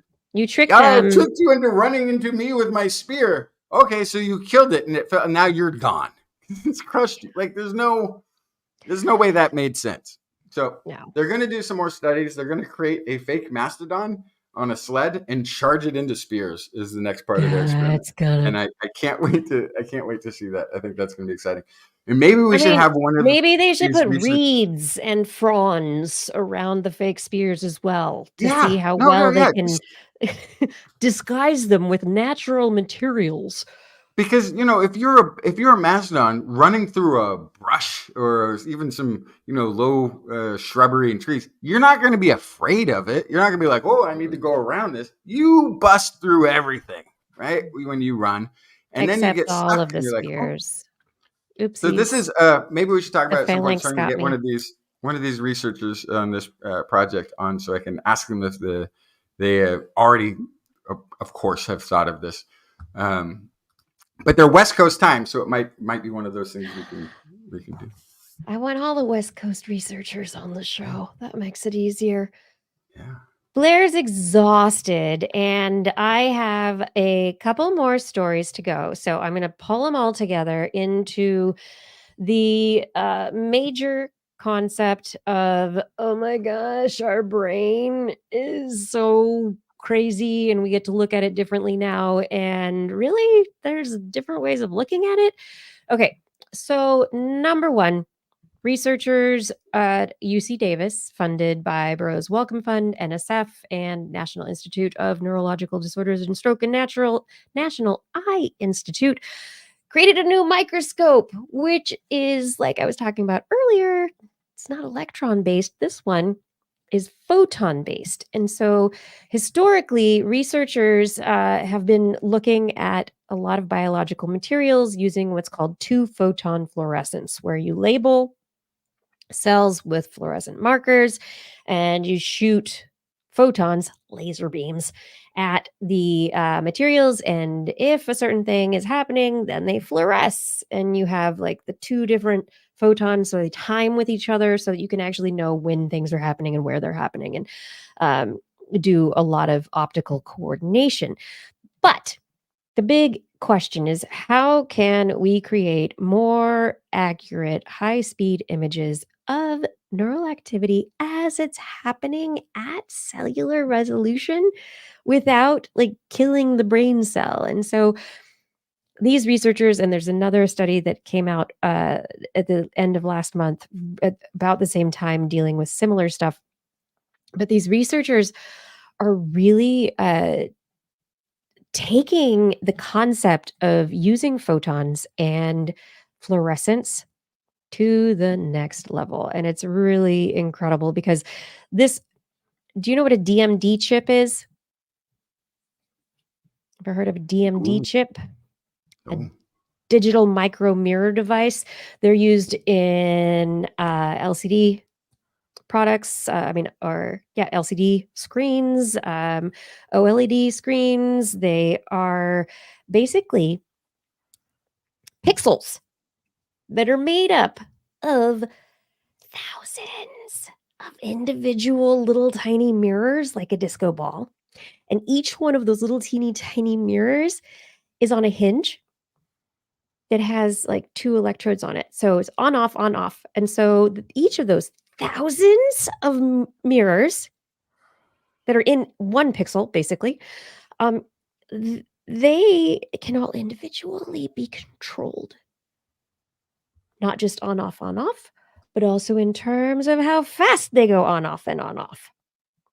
DMD chips are responsible for so much of like the cool light shows, not projection, but the screen technology that we see at festivals, and modern projection and projectors, even like little micro projectors. They have DMD chips.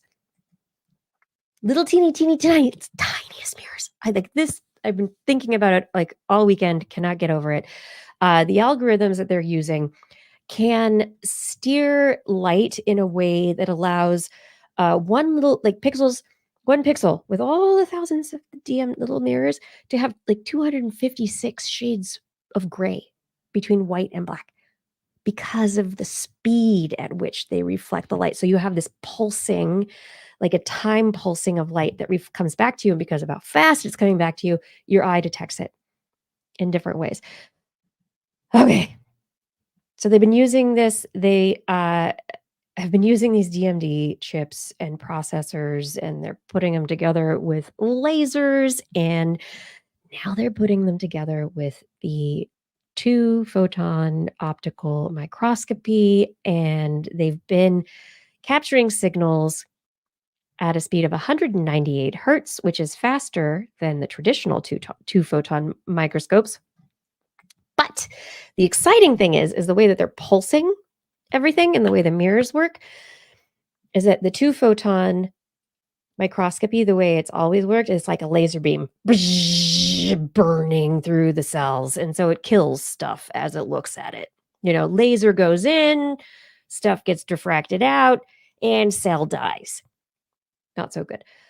The timing of all of this is short enough that it doesn't harm the cells, the neurons, and they're actually wondering if they can take it into even deeper abilities and different voltages to get better readouts of active neuronal activity.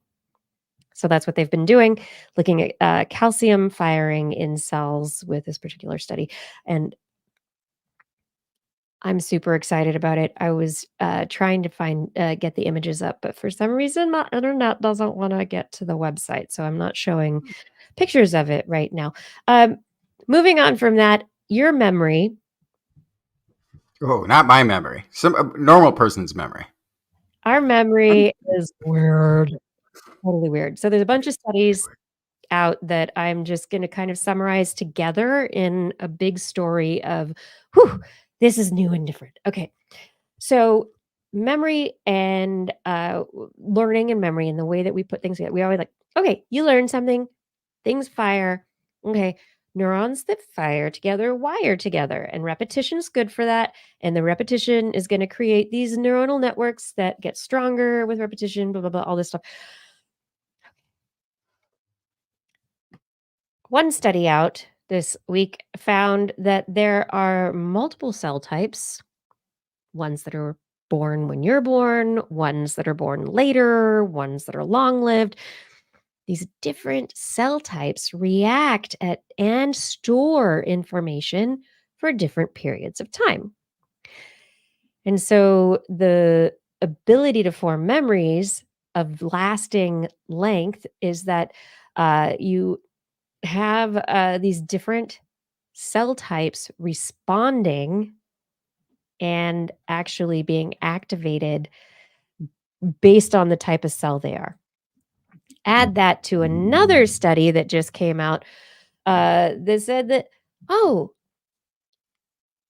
it's not the fire together, it's the like kind of firing together.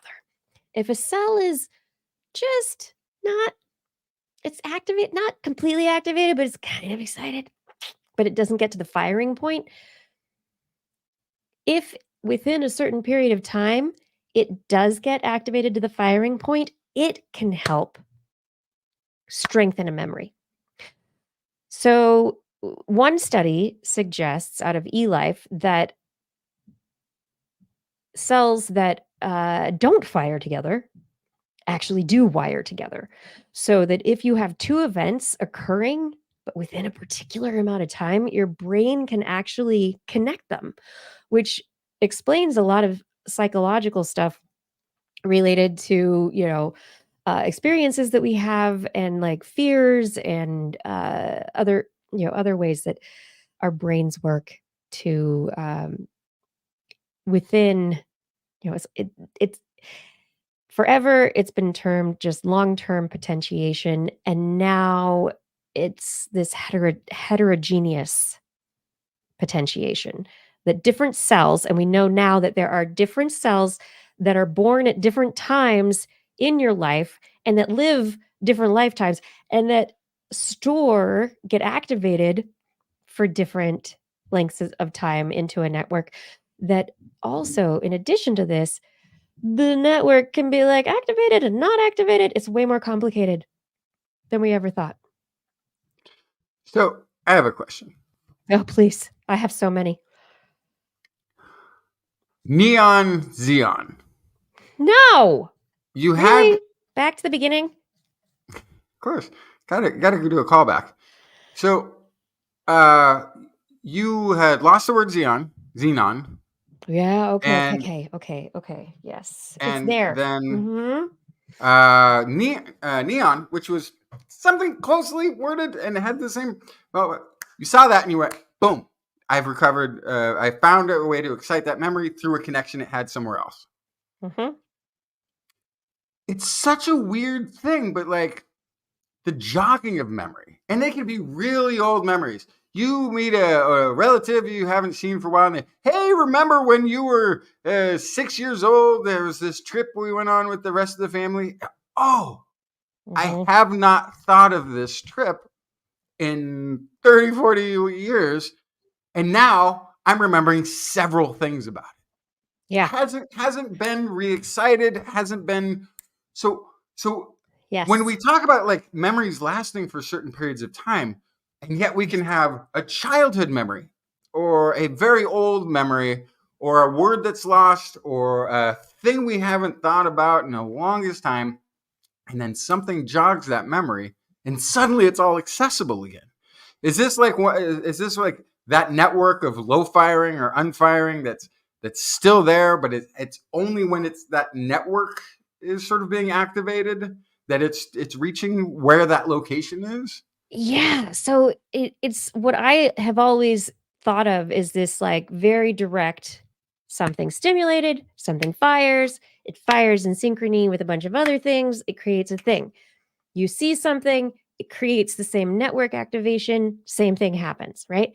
But now what it like these three studies really suggest that there are, not just the network or the one cell that gets activated, there are these sub populations that are kind of activated and kind of not. And like maybe they can be related to a memory. And so they could, maybe if they get stimulated by a different thing, then they could, get trigger a memory that you wouldn't have been triggered by otherwise. Like, but neon to xenon, that is like, okay, contextual information that puts it in a path. It's like a particular categorization that like there's a network in my brain that probably like was like categorization, right? Yeah.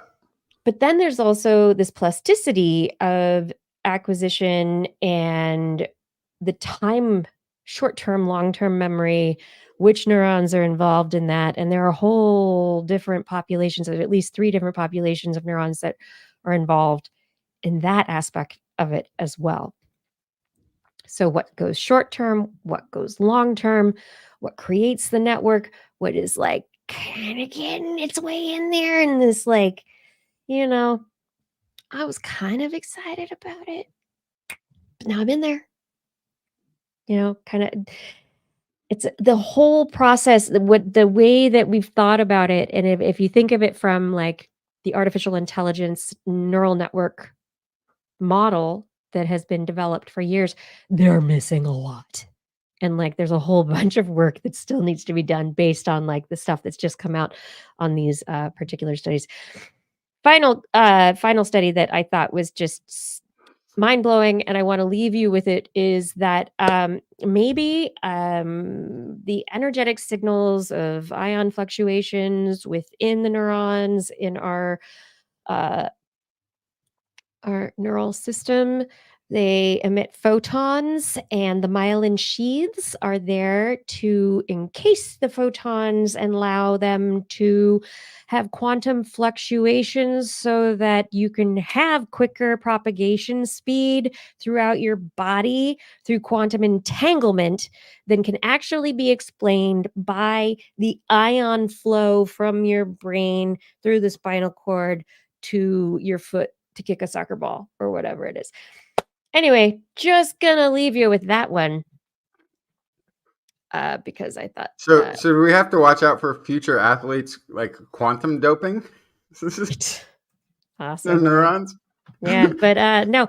But what the researchers suggest is that these are published in Physical Review E, that there's so many assumptions made in this study too. I'm not saying like, oh yeah, we're powered by photons, blah, blah, blah. Anyway, it's an interesting idea. Lots of assumptions. They made myelin tubes, which isn't, whatever. They did math, and now they're suggesting that quantum entanglement of photons within our nervous system, thanks to myelin, allow us to be conscious. So I love at the end of the 2 hours of the show, we're like, science did stuff. There was math. Maybe it's right. But it's cool. But maybe. All right, let's go. I'm just trying to end the show because Blair needs to go to bed. Oh, fantastic. Yeah. I just want to leave everyone Have we done it? on Is it a another curious... episode? What? Oh, it's sorry. the end of the episode. I think we've done it. I finished all my stories. Are you done? Yeah. Yeah. I've done it all. Blair, are you done?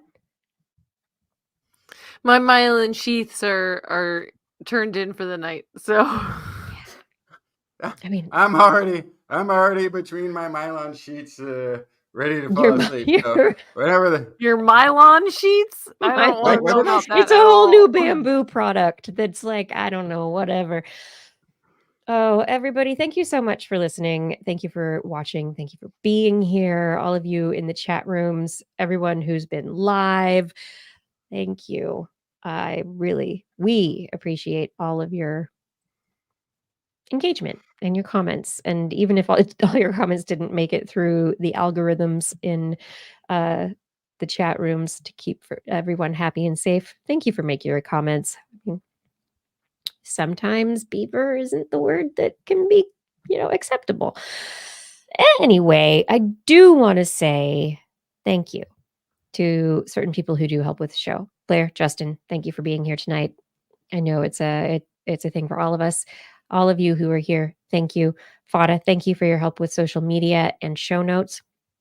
Identity 4, thank you so much for recording the show. Gord, Arnlor, thank you for helping to keep the chat rooms really happy, pleasant places to be. And Rachel, thank you for editing the show. I hope you have a good time having fun this weekend. And of course, I cannot let an episode go without thanking our Patreon sponsors.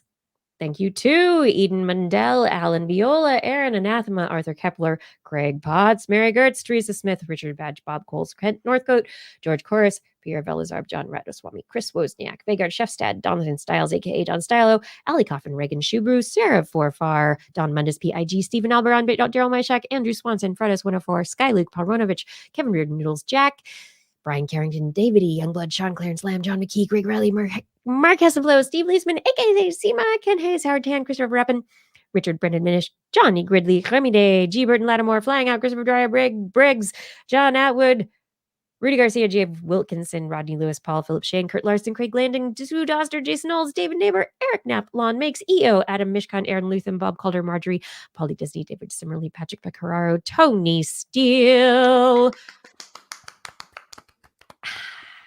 Maybe we should get, I don't know, Rachel to like fast forward that part. We could do it on a fast forward, which would be even funnier at the end of the show.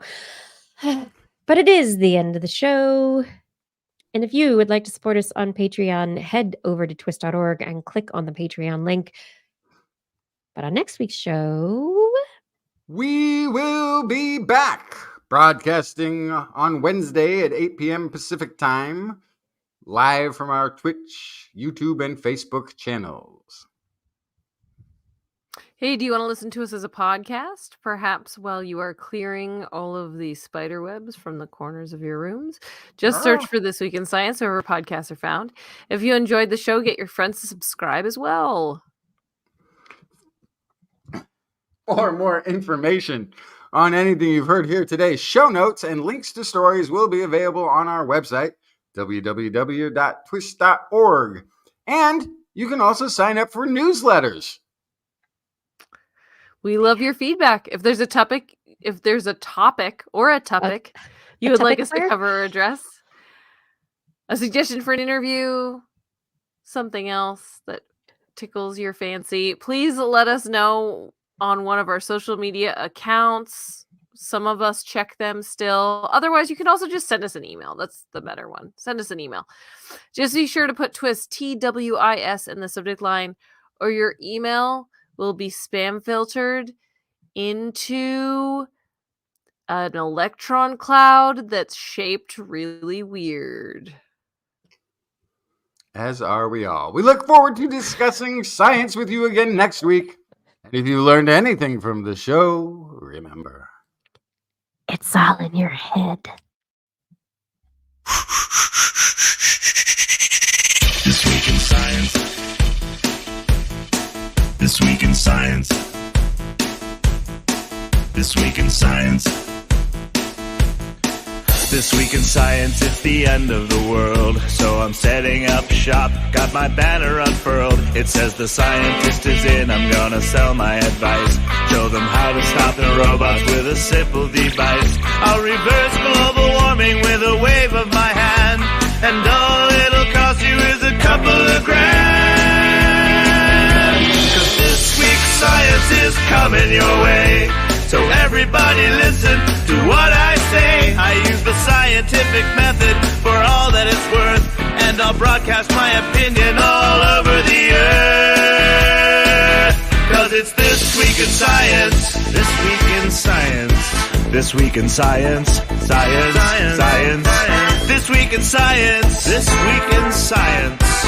This Week in Science. Science. Science. Science. Science. I've got one disclaimer and it shouldn't be news.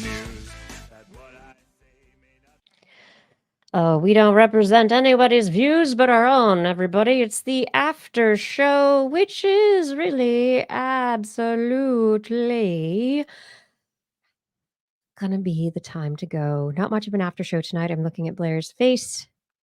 And if anybody else is watching this on video right now, then you also can see how ready she is to go. But Justin's not here, so maybe we just hang up and then he's here. I don't know what'll happen. I'll Went put a away, quick plug in before we go. please. Yeah. Anything. Yeah. My pilot that I did for the Daily Tech News Show aired yesterday. Yay. Do you have links? It's at dailytechnewsshow.com or youtube.com/dailytechnewsshow. It's called the 64-bit field guide. And so we basically talked about video game and other fictional critters and the real life inspiration for them, or what I assume is the real life inspiration for them. So we had fun. It was very fun. It's like 40 minutes long. It's audio only. And they're receiving comments on it to decide whether they want to pick it up or not. So nice. Did you have fun? And send in your information. I sure did. It was very fun. It's just me talking to a couple of my favorite people. easy, you know? Yeah, but that's the best thing, right? Enjoying, having fun. Yeah. Let's see. I'm scrolling. Experiment week. Here we are. Oh no, pause that. Okay, hold on. Oh, here it is. Wait, no. Yeah. 64-bit field guide. Yes. Yes? Which I guess, I don't know, I thought it was pretty self-explanatory, but I guess people don't get the reference. A field guide is something that you go out into the world with, and it has native animals or plants in it, so you can identify things that you see. Yeah. That's a field guide. And so a 64-bit field guide is like you're venturing into the It's wilds of video games. of video games. I get it, Yeah. but Well, anyway. yeah. People are so easily confused.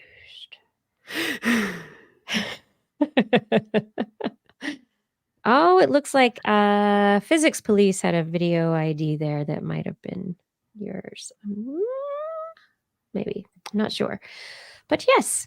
So it's out there, everybody. If you look at Daily Tech News Show playlist Experiment Week 2024, there is Blair's 64-bit field guide that you can check out and tell people what you think. It would be fun. Yeah. Yeah. If it doesn't work with the Daily Tech News Show, who knows? Maybe there are other outlets for your thundering. Whatever. The podcast world is a pretty wide field these days. So. It is. We're not at the podcast whatever conference again. Everybody's meeting up, doing podcasty things. I don't know. Didn't get invited again? Those jerks. That's why we're not friends with any of them. I didn't invite myself, but yeah. So I'm tired. It is interesting. Like when I was thinking about this the other day, like a lot of our, especially our science communicating physicists that used to visit our show, Brian Greene, Sean Carroll, Neil deGrasse Tyson, they all have their own podcasts now. You know what's They're great? all also doing direct this media, so they don't even need us anymore. Right. You know what's great is when you go, "Oh, hi," and you go, "Remember when we talked?" and they don't recognize you. Of course not. They're very important. They talk to many people. Yeah, they're constantly out there chit-chattering with people. But no, actually every time I put them onto podcasting way before podcasting was a thing. Every time actually I've met Sean Carroll. A what cast? Is that radio? How many? We've had Sean Carroll on how many times? Several times. He's never recognized me, but as soon as I say This Week in Science, he goes, "Oh, Dr. Kiki." I met him in person. He was like, "Wait, what?" No, I've met him in person a few times, and like each time, no idea who I am. But totally remembers you. Yes. Yes. Sean is wonderful. I love. Yeah, he's great. Everybody's wonderful. I did Google him. I remember this guy. I'm old. I'm tired. We need to write a book. Then it'll be everything. What's a book? Who reads? We're doing a podcast. That's how people get information. Let's kill trees, everyone. I'm gonna do like an digital book. You could save the trees. I'm gonna be like, I'm writing a book. Kill the trees. Let's put it on mile in sheets.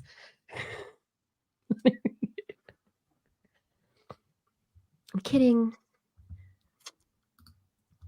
That is the material that would be manufactured after that would allow sheets to be made from it for a bedroom. I moved it down a step is all into the actual material name that would, anyway, it's fine. Ooh, is Time Bandits good? Yeah, that's a fantastic kid show. It's a little scary, the new one, the series. I don't know. Eden TG. Oh my gosh, go to sleep. Have a I hope your surgery is very successful and it's easy. Yeah, sleep, rest, be ready for the world. Yes. Okay, Blair, sleep, rest. Be ready for Say the goodnight, world. Blair. Good night, Blair. Say good night, Justin. Good night, Justin. Oh, wait. Well, maybe I will take a nap. It's 8 Yeah, o'clock go in to the sleep. morning. Seven something in the morning here, but like, yeah, it's been a late night. Maybe I will take a little nap at some point during the day. Good night, Kiki. Good night, everyone. Thank you so much for another great episode. We do hope to see you again next week. Remember, stay safe, try to stay healthy, get your rest, stay curious, and stay lucky.